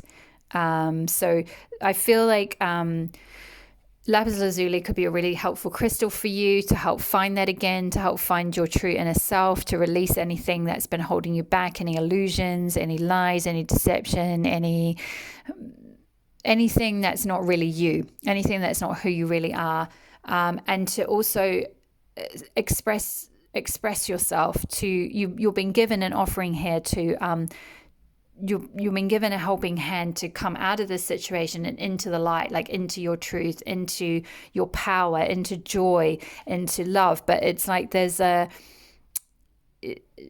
to find what is really going to give you that, there's a need to, like, I feel like some of you might need to do some journaling. That could be really helpful for you, just stream of consciousness journaling. Some kind of connecting with your voice in some way, connecting with maybe even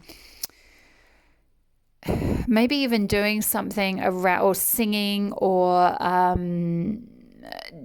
public speaking, learning how to do, I'm hearing like Toastmasters, so something like that could be useful, or along those lines, going to a group, like talking therapy, even doing like sort of maybe some of you might be like mediums and you might need to start tapping into like channeling and actually voicing what you're channeling through.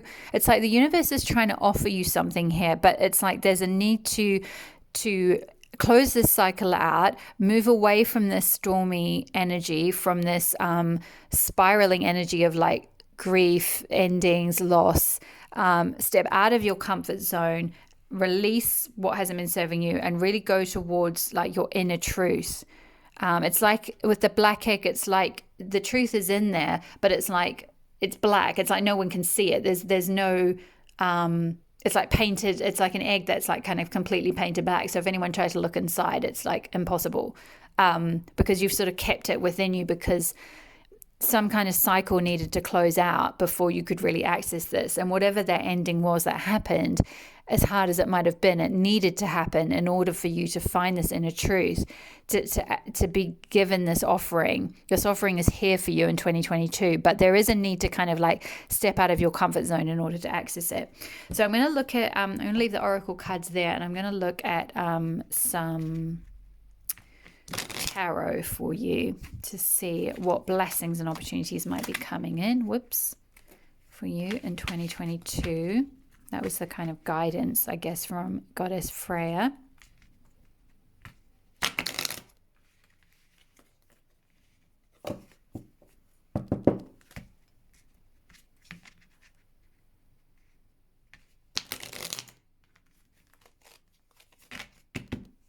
Okay. So, for pile number 3, whoa, those two wanted to come out. Beautiful. Yeah, the Hierophant, the Empress, a couple more, blessings and opportunities, Mother of Pentacles, beautiful, very divine feminine energy here. Some of you might be mothers, or might be becoming mothers, or might be just mothering your, it's like, this might be your inner child. It's like finding your inner truth by finding your inner child and nurturing that inner child. And then just like letting it free. And one more. Oh, yeah. So some of you have definitely been through a tower moment for sure. It's like I'm seeing look at all this storm energy.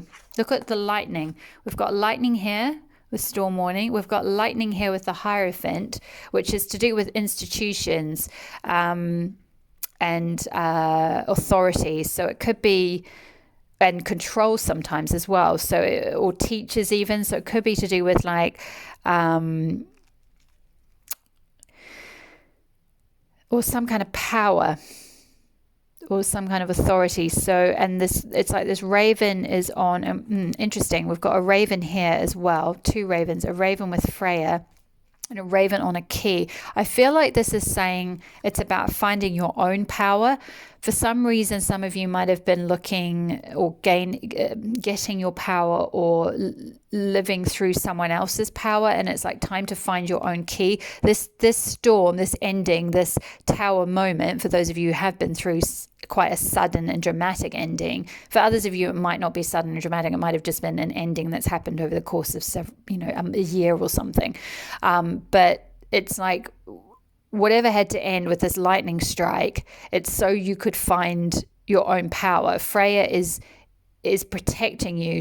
It's very protective energy. So it's like, even though this felt like the worst possible thing to happen, even this ending felt like the worst possible thing to happen, it needed to happen for you to, it's like the lightning striking is the key to your power, because the key, look, it's pointing towards the Empress, and the Empress is like the combination of all 4 queens in the deck. So it's super powerful Empress energy. If you think of, say, it's kind of like Cleopatra energy, almost like it's just, or like just this beautiful tree that's just growing. It's all this pink and purple. It's very divine feminine energy with the pink, and then the purple is crown chakra, and we've got purple here with Freya as well. You might be stepping into this very like wise crone energy, the elder female of the group, if you like. And it doesn't mean you have to be old at all. It's just like you're coming into this feminine wisdom, this feminine power. The Empress is the pinnacle of feminine power. She combines all the energies of all the queens. Queen of Wands, passion, creativity, sexual magnetism, Queen of Air, intellect, decision making, strength, Queen of Cups, feminine love and nurturance, and Queen of Pentacles, which is like that stable, secure, homely, also very nurturing, but in a very grounded, like it's that kind of provider energy, if you like. So the Empress combines all 4 of the queens, and it's like this ending had to happen. This strike, this lightning strike, storm, lightning, tower moment that many of you might have been through, had to happen. I'm going to put the tower over here with the Hierophant, and the Storm, because I feel like this is all something you've been going through, but this is an energy you're shifting out of, and you're going towards through coming into reconnecting with yourself. The green chakra goddess spoke of finding your self-love, finding that nurturance for yourself. Mother of Pentacles is also that mothering energy. I spoke of mothering your inner child. That's going to give you that, allow you to grow into this Empress, this powerful, feminine, wise being. This is very Empress energy, very free, very strong, very open with their feminine energy, trusting in the universe, just springing through life kind of thing. And we've got the Hanged Man as well, which there's a surrender that needs to happen with the Hanged Man. I feel like there's this, it's depicting a bat hanging from a branch. There's a lot of darkness up here, but then there's light down here. So in surrendering to what's happened and accepting the ending of this phase, this cycle, this relationship, this job, this marriage, this children leaving home, a phase of your career, a habit, releasing addiction, whatever it might be, if you can, it's like flipping the switch on it. It's like finding the power in it kind of thing. Like you can, by surrendering fully to this Tower moment and what's happened, and not fighting against it, not fighting against the storm, finding your feet in the storm, connecting with the earth, then through that surrender process, you will be able to come into this Empress energy and be so much stronger for it. I'm going to pull one. I'm being guided to pull one more card. I feel like the Hanged Man and the Black Egg are quite similar. It's like you've got all this beautiful truth and beauty and wisdom and knowledge and everything inside you, but you can see it's like this egg is sort of, it's like it would be white, but someone's colored in all the white bits and covered it over. And it's like this bat would be flying, but he's got his arms wrapped around him, sort of holding all his wisdom inside. It's that kind of thing. It's like it's at the moment the wisdom from this Tower moment, from this releasing through this like dramatic ending, this lightning striking. You will gain so much wisdom. You will be given an offer from your spirit team, if you like, from the universe, from whatever you believe in, will be offering you this new chance to step into this Empress energy and remother yourself. The green chakra goddess spoke of nurturing yourself, finding yourself love again, mothering yourself. Whoa, oh my goodness. And Two of Cups. Yeah, so if this was an ending of a relationship and you're looking for a relationship, and this could be, this ending might not be something you're going through right now. This might be something from the past. This might be an ending you went through possibly early on in 2021 or even years ago, but you're still carrying around the energetic residue of that Tower moment because it was so shocking, especially if it was the end of a marriage or, a sudden split in a family or the sudden being made redundant in a job, something like that, some kind of foundation or something that was pulled away from you quite dramatically or suddenly could have hurt very much. And, there's this need to kind of rest, rejuvenate, heal, go through this whole reconnecting with the earth, reconnecting with your truth, stepping out of your comfort zone, releasing anything that wasn't serving you, surrendering to everything that happened, coming into your power. And then what another opportunity or blessing that might come in for you in 2022 is Two of Cups, which is just a beautiful, it can speak of a romantic connection with the two roses here. It is very symbolic of romance, if you like, with red roses. It's like everlasting love. It's soulmate connection. It's but it can also speak of collaboration, mutual partnership of some sort that's mutually beneficial.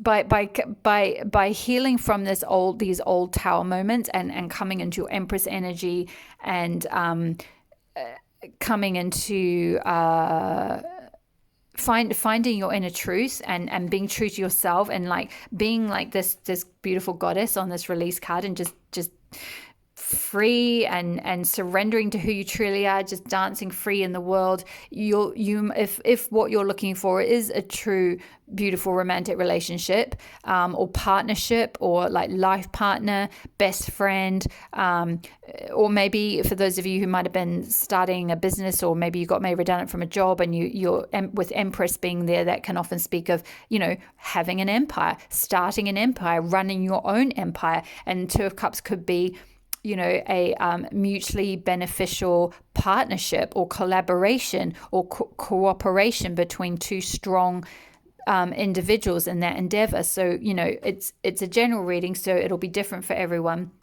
Take it as it resonates in terms of whatever, if you're not sure what that is, I really encourage you to connect with Lapis Lazuli, and also to do as the Black Egg spoke about, do the writing, do the speaking, do the connecting with your voice. It's very important to connect with your voice in order to bring these blessings about.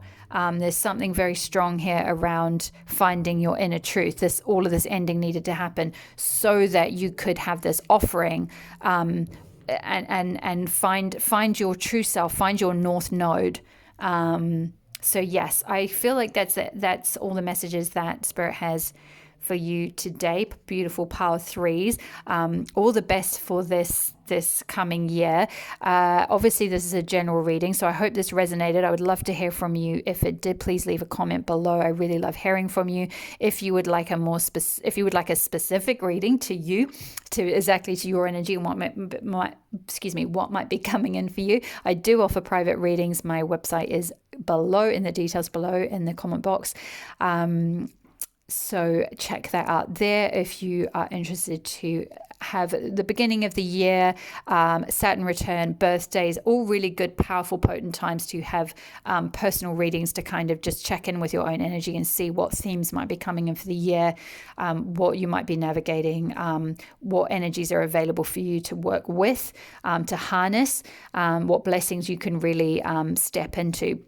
It can be quite powerfully shifting. So, I am definitely available if you would like to book one of those.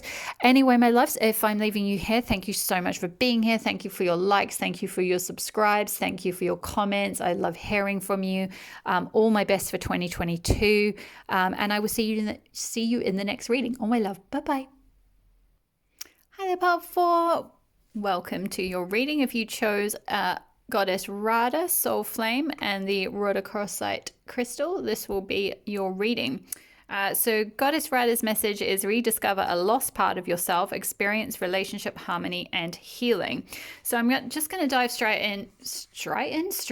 Sorry, pile 4. I've been reading for the last 3 piles and I'm now at almost 2 hours and my words are starting to go a little bit whoop. So apologies if that happens throughout this reading. I will try and keep it together. So Goddess Radha. So the Hindu goddess Radha is the divine feminine counterpart and twin flame of Krishna. So some of you who were drawn to Goddess Radha might be in or about to draw in or have been experiencing some kind of twin flame or soul flame or mirror counterpart divine connection. If you don't know what that is, then don't worry about it. Like it's just a label basically, but it's just a strong soul counterpart connection. So she is considered to represent Shakti, the divine feminine and creative spirit of the universal life force. Without the female, the male cannot be created. And for this reason, Shakti is a powerful force that is honored and cherished. Radha is completely devoted to her partner and illustrates the age-old adage, behind every powerful man is a powerful woman. She is dedicated to supporting all those who seek relationship, harmony, and healing. At one point, she learned what it was like to be separated from Krishna, and so she can also bring great healing to those who are suffering the loss of a partner or a separation. So her message is loving union, connection, and relationship harmony are key at this time. So this might be something that if you haven't already got this, this might be coming in for you in 2022. It's important to remember, though, that relationships won't make you whole. Only your own love can do that. You now have opportunities to find lost parts of yourself, maybe sensual aspects or the capacity to cherish yourself. The relationships around you will then begin to reflect the love you have for yourself. Increased romance, love, and opportunities to express divine harmony through love are all becoming apparent in your life in 2022. Obviously, in 2022 isn't in the book, I added that, but you deserve divine love, and Radha, with her Shakti presence, is here to awaken this loving connection with you now. So very exciting for those of you who are wanting to call in a soul connection, wanting to call in your twin flame. Sorry, I'm skipping ahead. I also wanted to mention that the crystal I was guided to use for your part that corresponds with your part is the rhodochrosite, which is extremely beneficial in heart chakra healing and finding self-love, self-compassion, basically doing everything that Radha just talked about, that it just said about like finding that inner connection, that inner nourishment from within, so that you then magnetize relationships that just reflect back that like inner warmth and inner cherishment. That's the word I was looking for, to cherish yourself.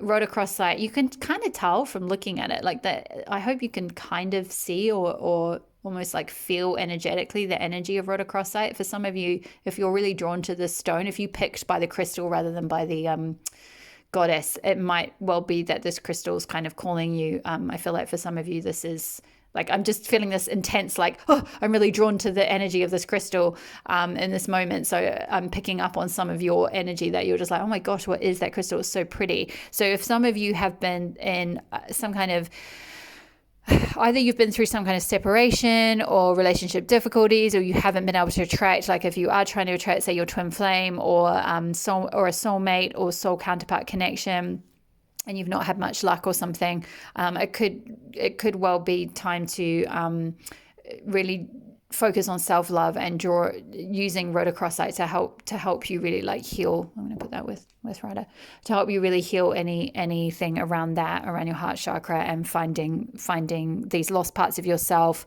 Rhodochrosite actually specifically is also about integrating like lost parts of yourself from like things like trauma and stuff like that as well. So it's a very healing stone in that sense too. Okay, so I'm going to look at, on the left-hand side here, we're going to look at the energies that you're shifting out of in 2022. We're going to look at the archetype that you are working through, some moon guidance to help you along your journey, the energies you're moving into in 2022, and finally an animal totem card. So to begin with, the energies you're moving out of, we've got card number 53, Magician, and the Mirror. So I feel like you're coming to a point where you are starting to be, it's like you're starting 2022 with this magician energy of this is all about, this is like, if for those of you who know tarot, this is basically the equivalent of the magician card in tarot, where like you can manifest things. We're also, interestingly, he's got the infinity symbol above his head, which is yin yang, infinity, infinite connections, which can speak of love connections, twin flame connections. That infinity symbol can speak of like that connections with someone where it's just everlasting because you've had past lives and you'll continue to like love each other through the ages.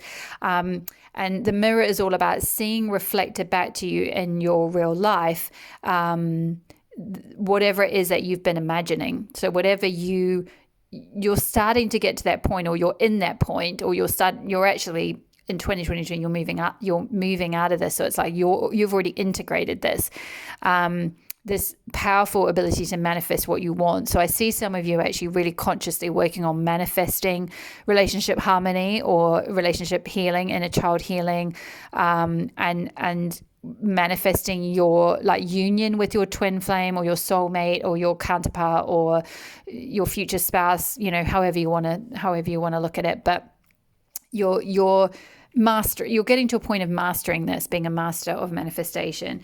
You're also moving out of ancestral healing. So I feel like for some of you, some of the difficulties you might have had with relationships and union and things like that might be because of ancestral issues, past life issues, things like that. I'm going to go into a little bit more detail with messages from the cards in just a moment, but I'll just lay everything out now. So we've got the archetype you're working through is the castle. The moon guidance is a new start is coming. We've got the energy that you'll be very pleased to see, and this matches so nicely with Radha Soul Flame and experiencing relationship harmony and healing, because one of the things that you're moving into in 2022 is caring connections. Isn't that gorgeous?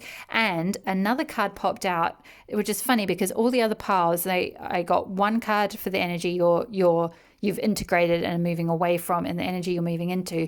And you guys got two cards for the energy you're moving towards. And I feel like that's because this is clarifying you're having a caring connection with a thinking man. Now, this can be, for those of you who want to be in a connection with a woman, this can also be thinking woman. It's just a thinking person, basically, but it's like of the masculine energy. So you're probably, those of you watching this are likely in that Radha feminine energy.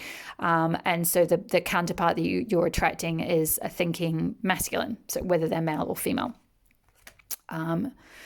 So that's the energy. Oops, leave both of those like that. That's the energy you are moving towards. Oopsie, shift that.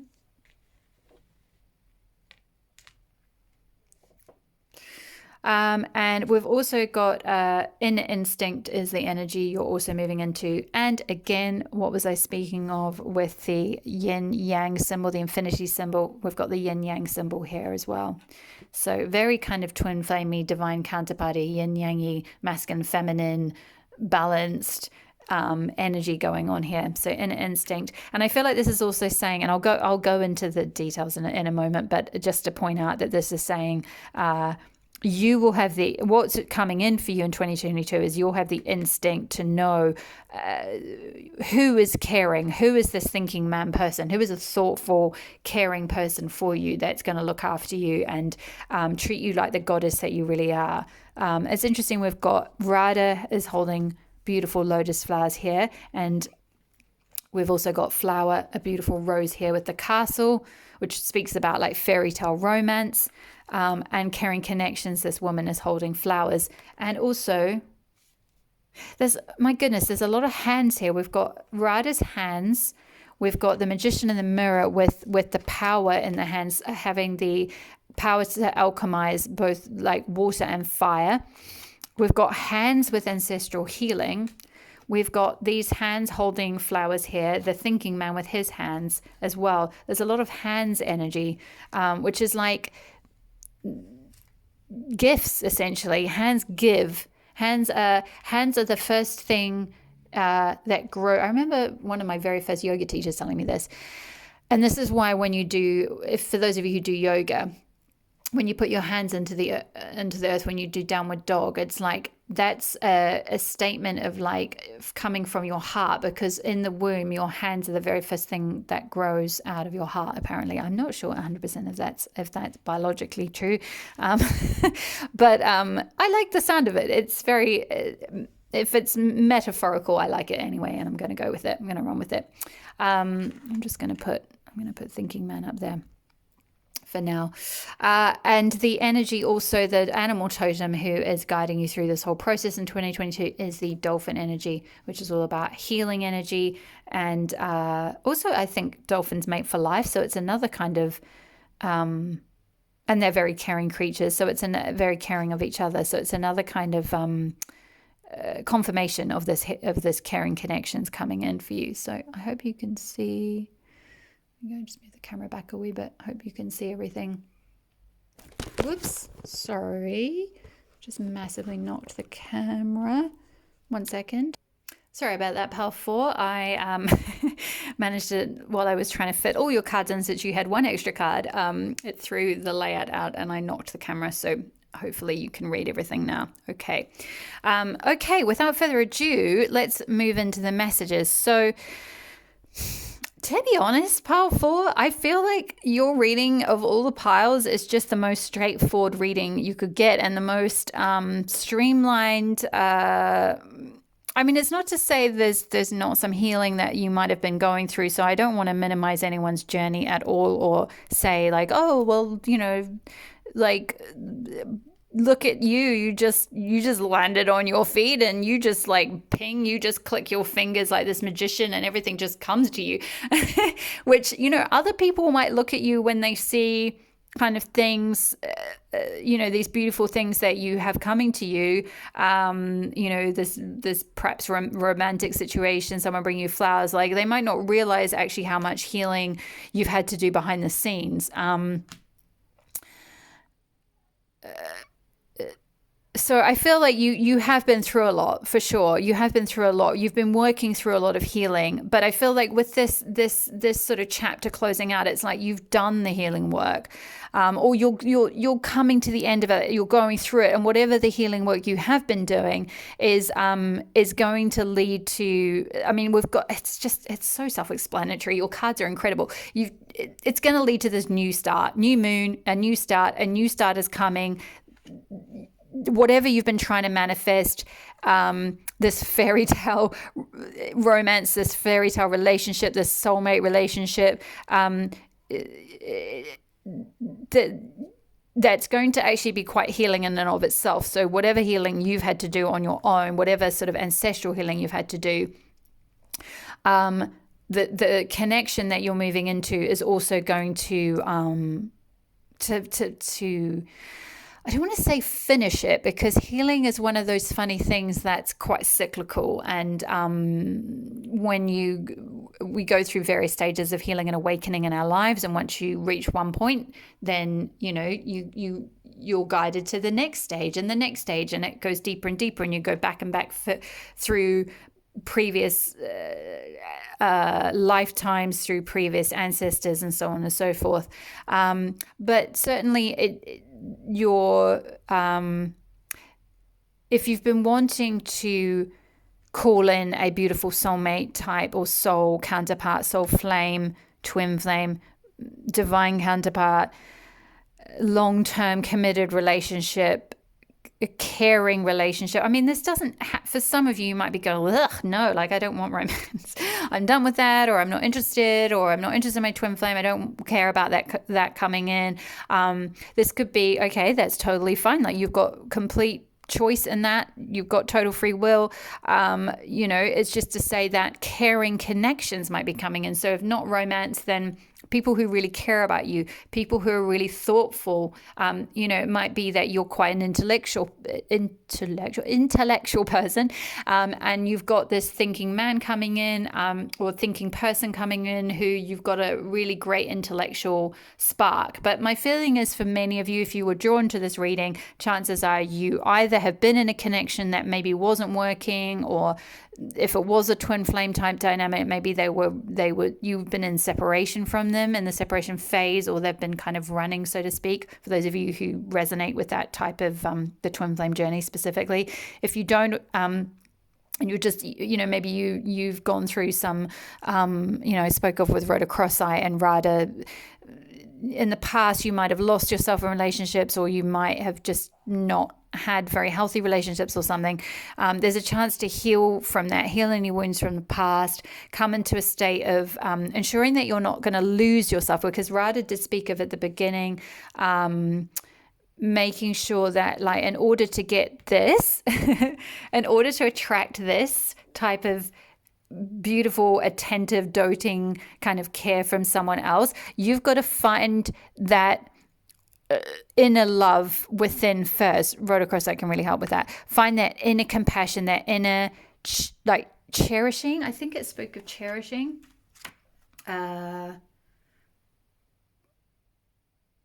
was it? Yeah, you now have opportunities to find lost parts of yourself, maybe sensual aspects, or the capacity to cherish yourself. You can see this man really cherishes this woman, but that's only showing up because this woman has cherished herself first. So that's Radha's message, is like, you can have all of this. You can have this beautiful for life, dolphins mate for life, this long-term happy, joyful, healing caring relationship, but you've got to find that within first. You've got to heal and really integrate that first, and then you'll get this new start. You'll get this fairy tale beginning. The castle can speak of, in terms of the archetype that you're working through, the castle can speak of, you can see there's a lot of pearls around the outside. There's like jewels on her eyelid and her eyes are closed. And the castle archetypally can speak a little bit of almost being mired or lost in the fairy tale and lost in the sort of material aspects of the fairy tale, in terms of like how a relationship, I mean, it's the classic kind of old school, say Cinderella, Sleeping Beauty, all of those kind of, I don't want to say somewhat disempowering fairy tale tropes, but they are a little bit, in the sense that they're very much about the female kind of waiting for the man to come along and save her, like the prince to come along on his white horse, and you know, the prince has a castle, and so she's kind of a bit disempowered in the meantime, and you know, eventually once it's sort of, the idea is like once she meets the prince and he marries her, then she inherits, you know, the throne, and then she inherits the castle, which is kind of the physical manifestation of like the symbolic representation of like the whole fairy tale package of, like, you know, the man being the provider of, you know, the castle, of the home, all those kind of things. You can probably tell from my voice that I'm like not super approving of that, but anyway, that aside, feminist politics aside, the point is that, I mean, we all know that going into 2022, you know, quarter of the way through the 21st century, that, you know, a lot of those older tropes are falling away, and, you know, obviously women are finding their place, and, you know, creating their own, you know, it's that whole idea of what, sorry, very rambly way to say, be your own hero, pile 4. Be your own hero first. Be your own savior first. Be your own knight in shining armor. I'm being guided to talk about, funnily enough, Shrek. Hopefully you guys have seen the film Shrek, or you know the story Shrek. It's like you kind of want to be that energy of like I think it's Fiona, or like or even Frozen, like the girls in Frozen, like they're focused on you know, like other things, you know, healing and well, actually, I think, yeah, the younger sister initially gets caught up in a fairy tale romance with this person pretending to be a prince and so forth. So that could be significant, but the point is, like, you're working through this archetype of waiting for a romantic relationship to come along and fulfill you and fill that gap, and be your everything, and be your knight in shining armor, and take you to your castle. It's like you're learning to come into your power, to be your own magician, to be your own hero, to think about and respond to your own needs, to cherish yourself, to heal yourself, to start to listen to your inner instinct, and also to find like your inner yin and yang. Find, like, you'll attract, there's this great saying that says something like, to find your soulmate, mate your soul. And that's kind of the guidance or the energy from this reading, is like your soul flame, your caring connection, your dolphin person will come in when your masculine and feminine energies, your yin and yang, your inner power, your inner love is solid, and you're connected with that instinct to know when the right person is going to reflect back to you the ways that you already care about yourself. Sorry, there's something I'm missing from, they want me to talk about something from the dolphin book that I have not spoke about. I think it's to do with healing. It could be this could be also to do with a water sign. that's coming in, because this is the symbol for the water sign. So maybe your person that's coming in is a water sign or has water strong in their chart in some way. But this can also just speak of dolphin being your totem animal for the year, can speak of being very healing. So I'm just gonna read the message, because I feel like there's something I've missed that Spirit want me to draw your attention to. So the guide words are innately intelligent, which also the thinking man is very intelligent as well. So this connection is going to be very intelligent. You might connect on like an intellectual level as well as a heart level. And dolphins are very intelligent animals. So yeah, there's a lot of sort of intelligence energy here. So innately intelligent, healer, light, and blessings. So definitely blessings coming in for you. The gifts of the dolphin are beyond what our human minds can grasp. Dolphin personalities are often drawn to the healing arts, as they are sensitive to the subtle and enjoy working on the level of spirit. It's easy for dolphin types to underestimate the impact they make in the world. These creatures play such an important role in the wheel of karma that coming in contact with a dolphin type will change the entire course of your day and thus your life.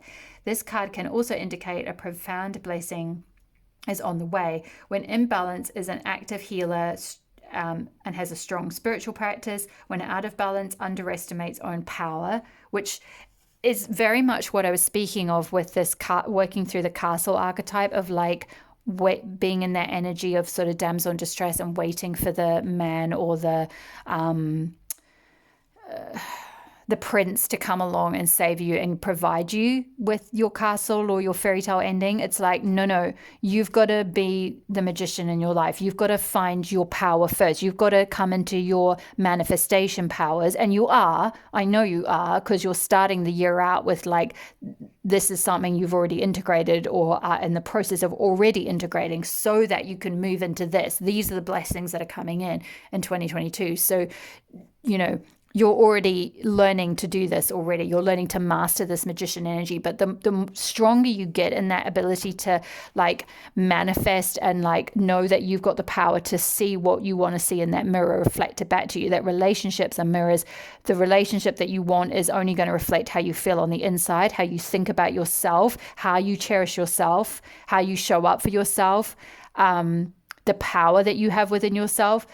That will then come in and be reflected on the outside once you've mastered that from the inside.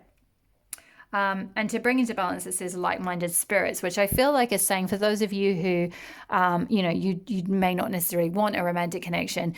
This could be just speaking of finding your tribe, finding your caring people who care about you, finding because as the more you care about yourself and the more you come into like a self-cherishing energy and a self-empowering energy, the more you'll start to magnetize in. It's like, can you see this dolphin here?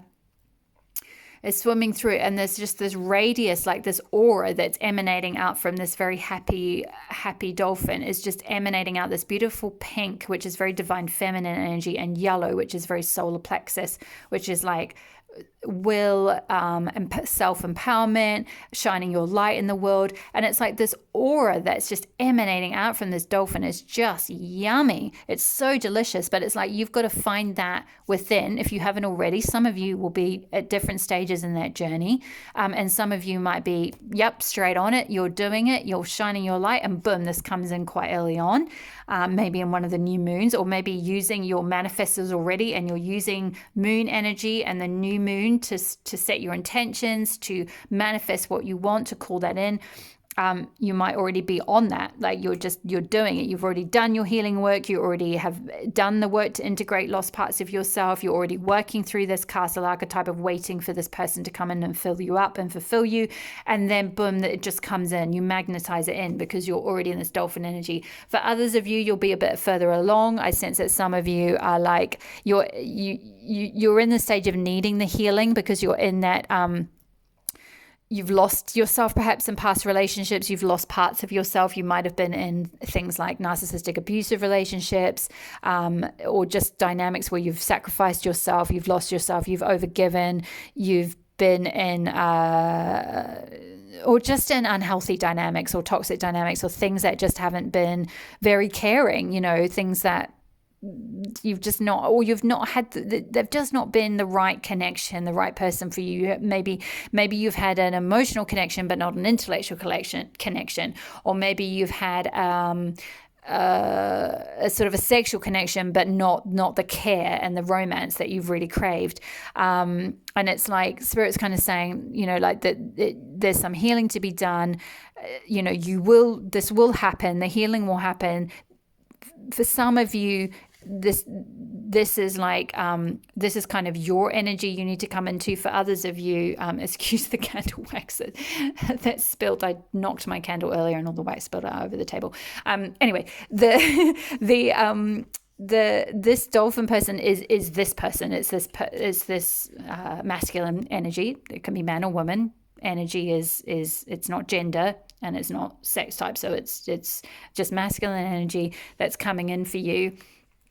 That is going to be very, like it said, it will change the course of your life. It'll be very, very healing, because maybe you haven't experienced that type of connection. However, you still need to start it off, to initially even magnetize it, and to have this new start. You still need to find that self-love and self-cherishment from within first. And then it will be like with the magician in the mirror, it will be reflected on the outside. How as within, so without. That's essentially the energy of the figure eight. It's that witch wizard energy of as within, so without, as above, so below.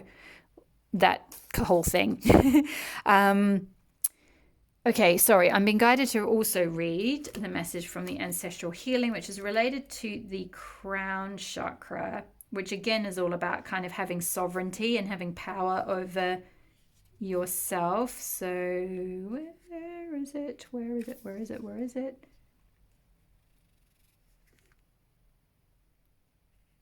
Ancestral healing, here we go. Ancestral healing is twofold. It is the healing of the soul throughout the lifetimes we live, and it is calling on the wisdom of our elders who have passed before us to guide us on our journey. Spirituality and Aboriginal spirituality combine both these forms of sacred wisdom as one. Our soul has suffered many traumas and brings forth these hurts into our present lifetime as cellular memory, as actions and reactions to situations, although we may have no concept in regards to their origin. The ancient ancestors have the wisdom beyond our human experiences that spans across many cultures. Healing our spirit is the journey that begins with healing our spirit is the journey that begins with connecting to our spirit and forming relationships with our ancestors. The same themes are continuing to reoccur in your life and will continue to do so until the underlying issues are identified and healed. This is your time for healing and putting the past behind you. However, don't be tempted to just change direction without stopping for a moment to prepare yourself for the next leg of the journey.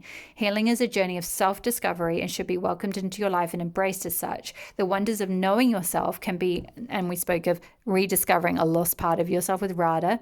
The wonders of knowing yourself can be truly self-empowering and bring you closer to the essences of self. You are ready. Yeah. So for those, some of you will be in different places on that ancestral healing journey, but really I see some of you doing maybe like ancestral healing meditations and things like that might really help shift some of this energy if you have been finding yourself stuck in old patterns, or stuck in separation, or stuck in just not connecting, not being able to call on your soulmate or call that in for yourself.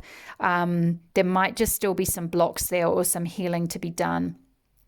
Maybe even with these hands here, it could be like Reiki as well. There's plenty of Reiki videos on YouTube. So find a Reiki healer that you resonate with. Etta and Arlene are really good. There's a few different ones on there that are really good. But so maybe some kind of, because I see there's a lot of hands here. And this thinking man is holding crystals as well. So it could be connecting with crystals, could be very powerfully healing. I'm being guided to say something about the numbers on these cards. So 4 plus 6 adds up to 10. which is a completion number. So it could be like there's a completion in this cycle, and or that could be related to a month of the year. So you could meet them in the 10th month or in 10 days or something like that. Or 10 could be significant, or the 10th of a month. And 14 adds up to 5, which could be 5 is a number of change as well, but it could be related to the 5th month of the year. So May. So maybe you meet this person in like either May or October, or they could be born in May or October. So either of those dates could be significant. Yeah, 5 plus 3 is 8, which again, we spoke about 8, the number 8 and the infinity symbol. Okay, tarot. I'm being guided to pull from the Goddess Tarot deck some tarot messages for you.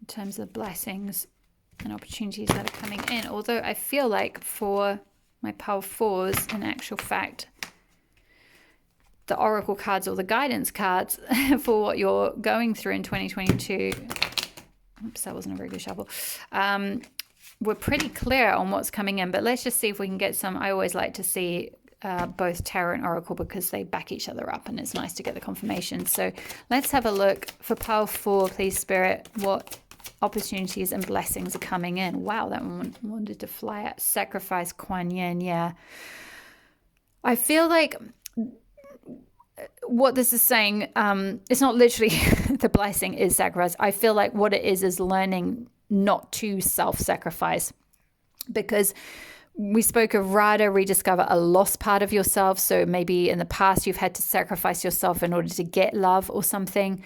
Or maybe in your past lives you might have done that, and you're coming out of that. This is the blessing that's coming in, is learning not to self-sacrifice in order to get the castle, in order to get the man or the love that you are looking for. It's to go within and find the love and compassion from within first. What other energies are coming in? Oppression, yeah.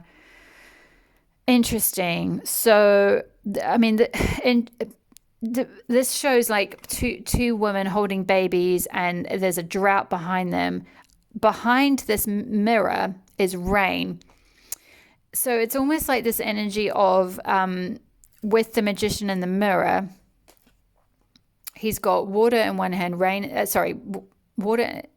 in one hand, and air, and fire in the other, and what he alchemizes, he sees in the mirror reflected back to him. That's having that manifestation power. With oppression, it's like you've what you're releasing in 2022 is that feeling of like being in a drought. So maybe some of you have felt like, oh my gosh, it's been a drought. I'm hearing like some of you being like, it's been a total. It's like you're out having cocktails with friends or something. You're like, oh my gosh, there's like a man drought. And you're in that energy of lack, or you've been in that energy of lack, and you're not seeing. And now I'm hearing the song, It's Raining Men, because there's rain behind. When you come into this manifestation power and find your self-empowerment, stop self-sacrificing, stop waiting for the knight in shining armor to come to you, and find that self-love and self-cherishment and fulfillment and power from within. It'll start raining men. Like, it'll start raining caring connections, like the rain will come. It's like these women are in the mirror. It's like that's that energy of like, oh, when am I gonna, like, there's no nourishment for me. There's no love for me. There's no rain in the sky. It's so dry that it's a desert.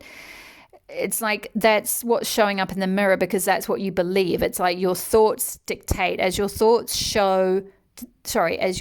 go, that universe shows. That's the energy of the magician in the mirror. So you'll see reflected back to you in the mirror whatever you believe. So if you believe there's a man drought, or there's no men around, or there's no good men, or there's no caring men, or whatever it might be, or where is my knight in shining armor? He's not here. Or where is my twin flame? He's run away. You'll continue to perpetuate that and see that, because you're telling the universe how your life is going.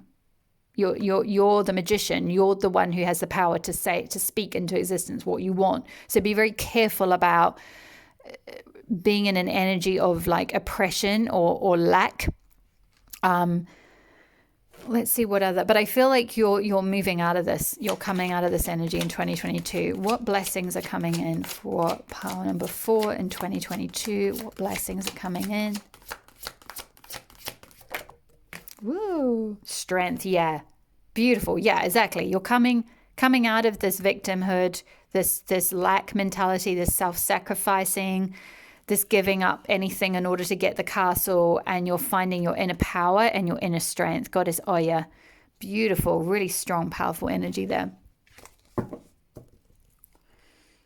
And also it's very like, she's got this beautiful bright orangey ready dress on, which is like the sacral chakra, which is like sensual power. We spoke of with at the beginning with Radha being about reconnecting with your sensual side. Finding things that's all about like finding those little luxuries and pleasures in life that are like things that you appreciate, that you can give gratitude for, that you can savor in your life, lovely foods, like having beautiful luxurious bubble baths, or going for walks in nature and picking flowers for yourself. It's like this. These are roses that I got, and then I've dried them, and then I use the petals for things like sprinkle them around or put them in a bath, and it's very connecting with like divine feminine energy, because roses are symbolic of the divine feminine, and rose essence, rose essential oil is very healing for the heart chakra. It's very magnetic. Look, this woman is holding flowers close to her heart, being connecting with that sensual side of yourself will help you not need or be chasing after like needing someone else to come in and give you love, because you're finding that from within. You're really tapping into that from within, and that will give you inner strength. What else is coming in for pile 4? What blessings are coming in for pile 4? Wow, 10 of Wands. Yeah. Releasing burdens.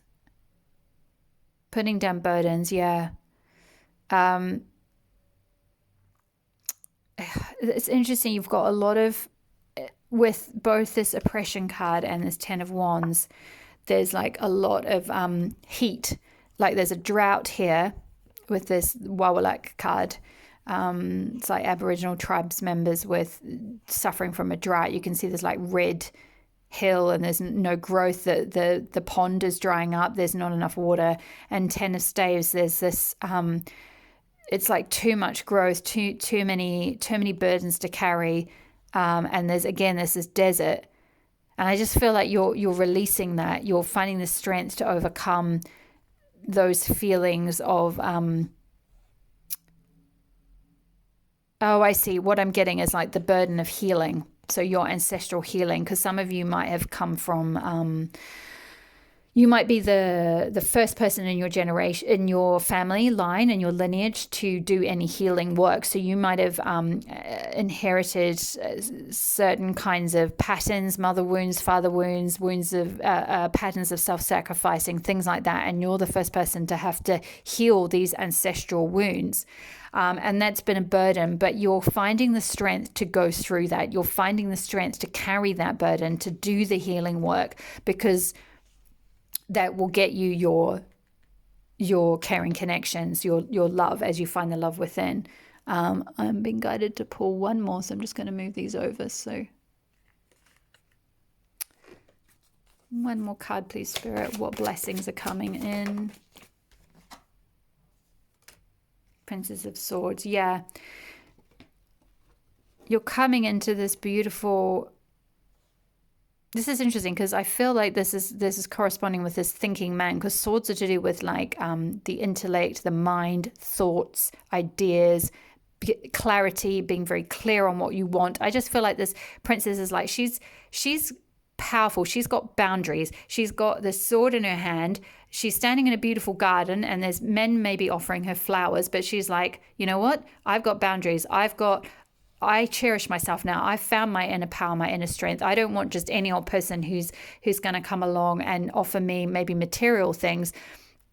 I'm worth I'm worth a lot. I know what I'm worth. Princess of Swords is like, I'm very clear on what I want. I'm clear on where I'm going.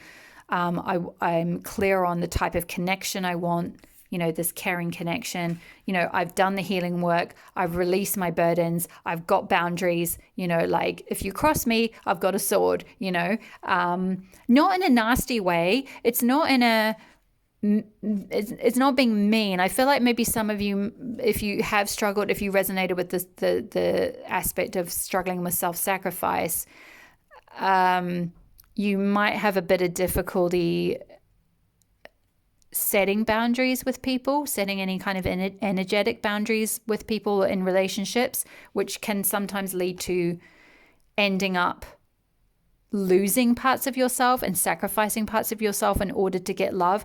But you're coming out of that. You're finding the strength. You're coming into this Princess of Swords energy where you're very, you can see she's standing very straight. She's standing very tall. She's very empowered.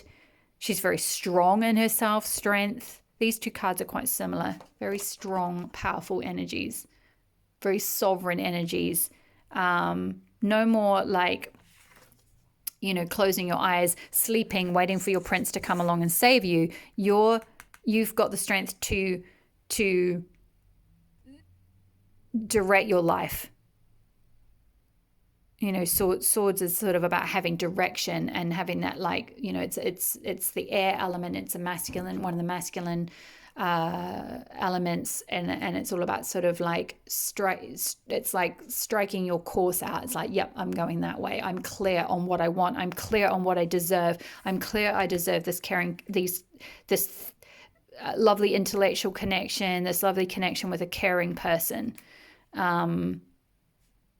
This connection that's going to be very healing, I feel like.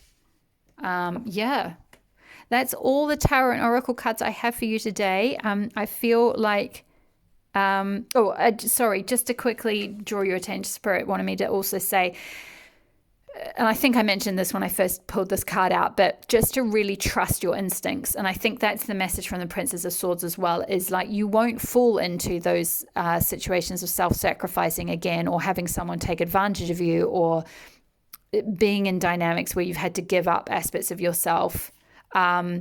If you trust your instincts, if you really trust your inner instincts, Princess of Swords have that strength to stand in that truth and like wield that sort of like, that's what I want. I've defined what I really want, and my instincts are telling me that this person, maybe you're dating a few people later in the year or something, this person is the person who's going to be the right person. I've got a good feeling about it. I've got an instinct about it.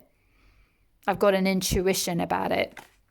So yeah, that was just, sorry, I had to say that. That's quite important message that Spirit wanted me to really kind of hammer home. Like, trust your intuition. And instinct is connected with the third eye chakra, which is all about your intuition, trusting your intuitive self. So, and then all your blessings will come in for you. Okay, my lovelies, I feel like, is that all, Spirit? Is there anything else you want me to speak about?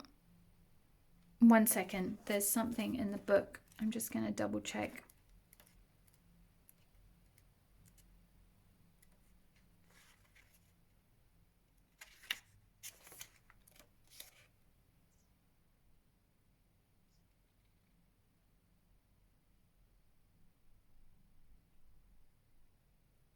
Yeah, so, okay, I'm just going to read with the thinking man. It's a male of wisdom or understanding. So this card shows a man standing before an archway gazing at a crystal in his hand. He is thoughtful and reflective man, representing the potential presence of a teacher in your life now or about to arrive soon. So the reason Spirit are guiding me to talk about this is that for some of you, if you're not wanting a romantic relationship, or if that hasn't materialize yet, this might be more about someone who's going to be a teacher. They might be a therapist, or just a male friend or presence in your life, maybe a big brother or something that's very wise, very understanding, very compassionate, and will help you to go through this process of finding yourself and finding your inner strength and coming into your like inner power here. this person may be there to educate you in the finer details of your chosen direction, or maybe there to assist you in some specific spiritual, mental, or emotional pursuits. The card is telling you to pay attention, for this could lead to great strides in personal or professional growth.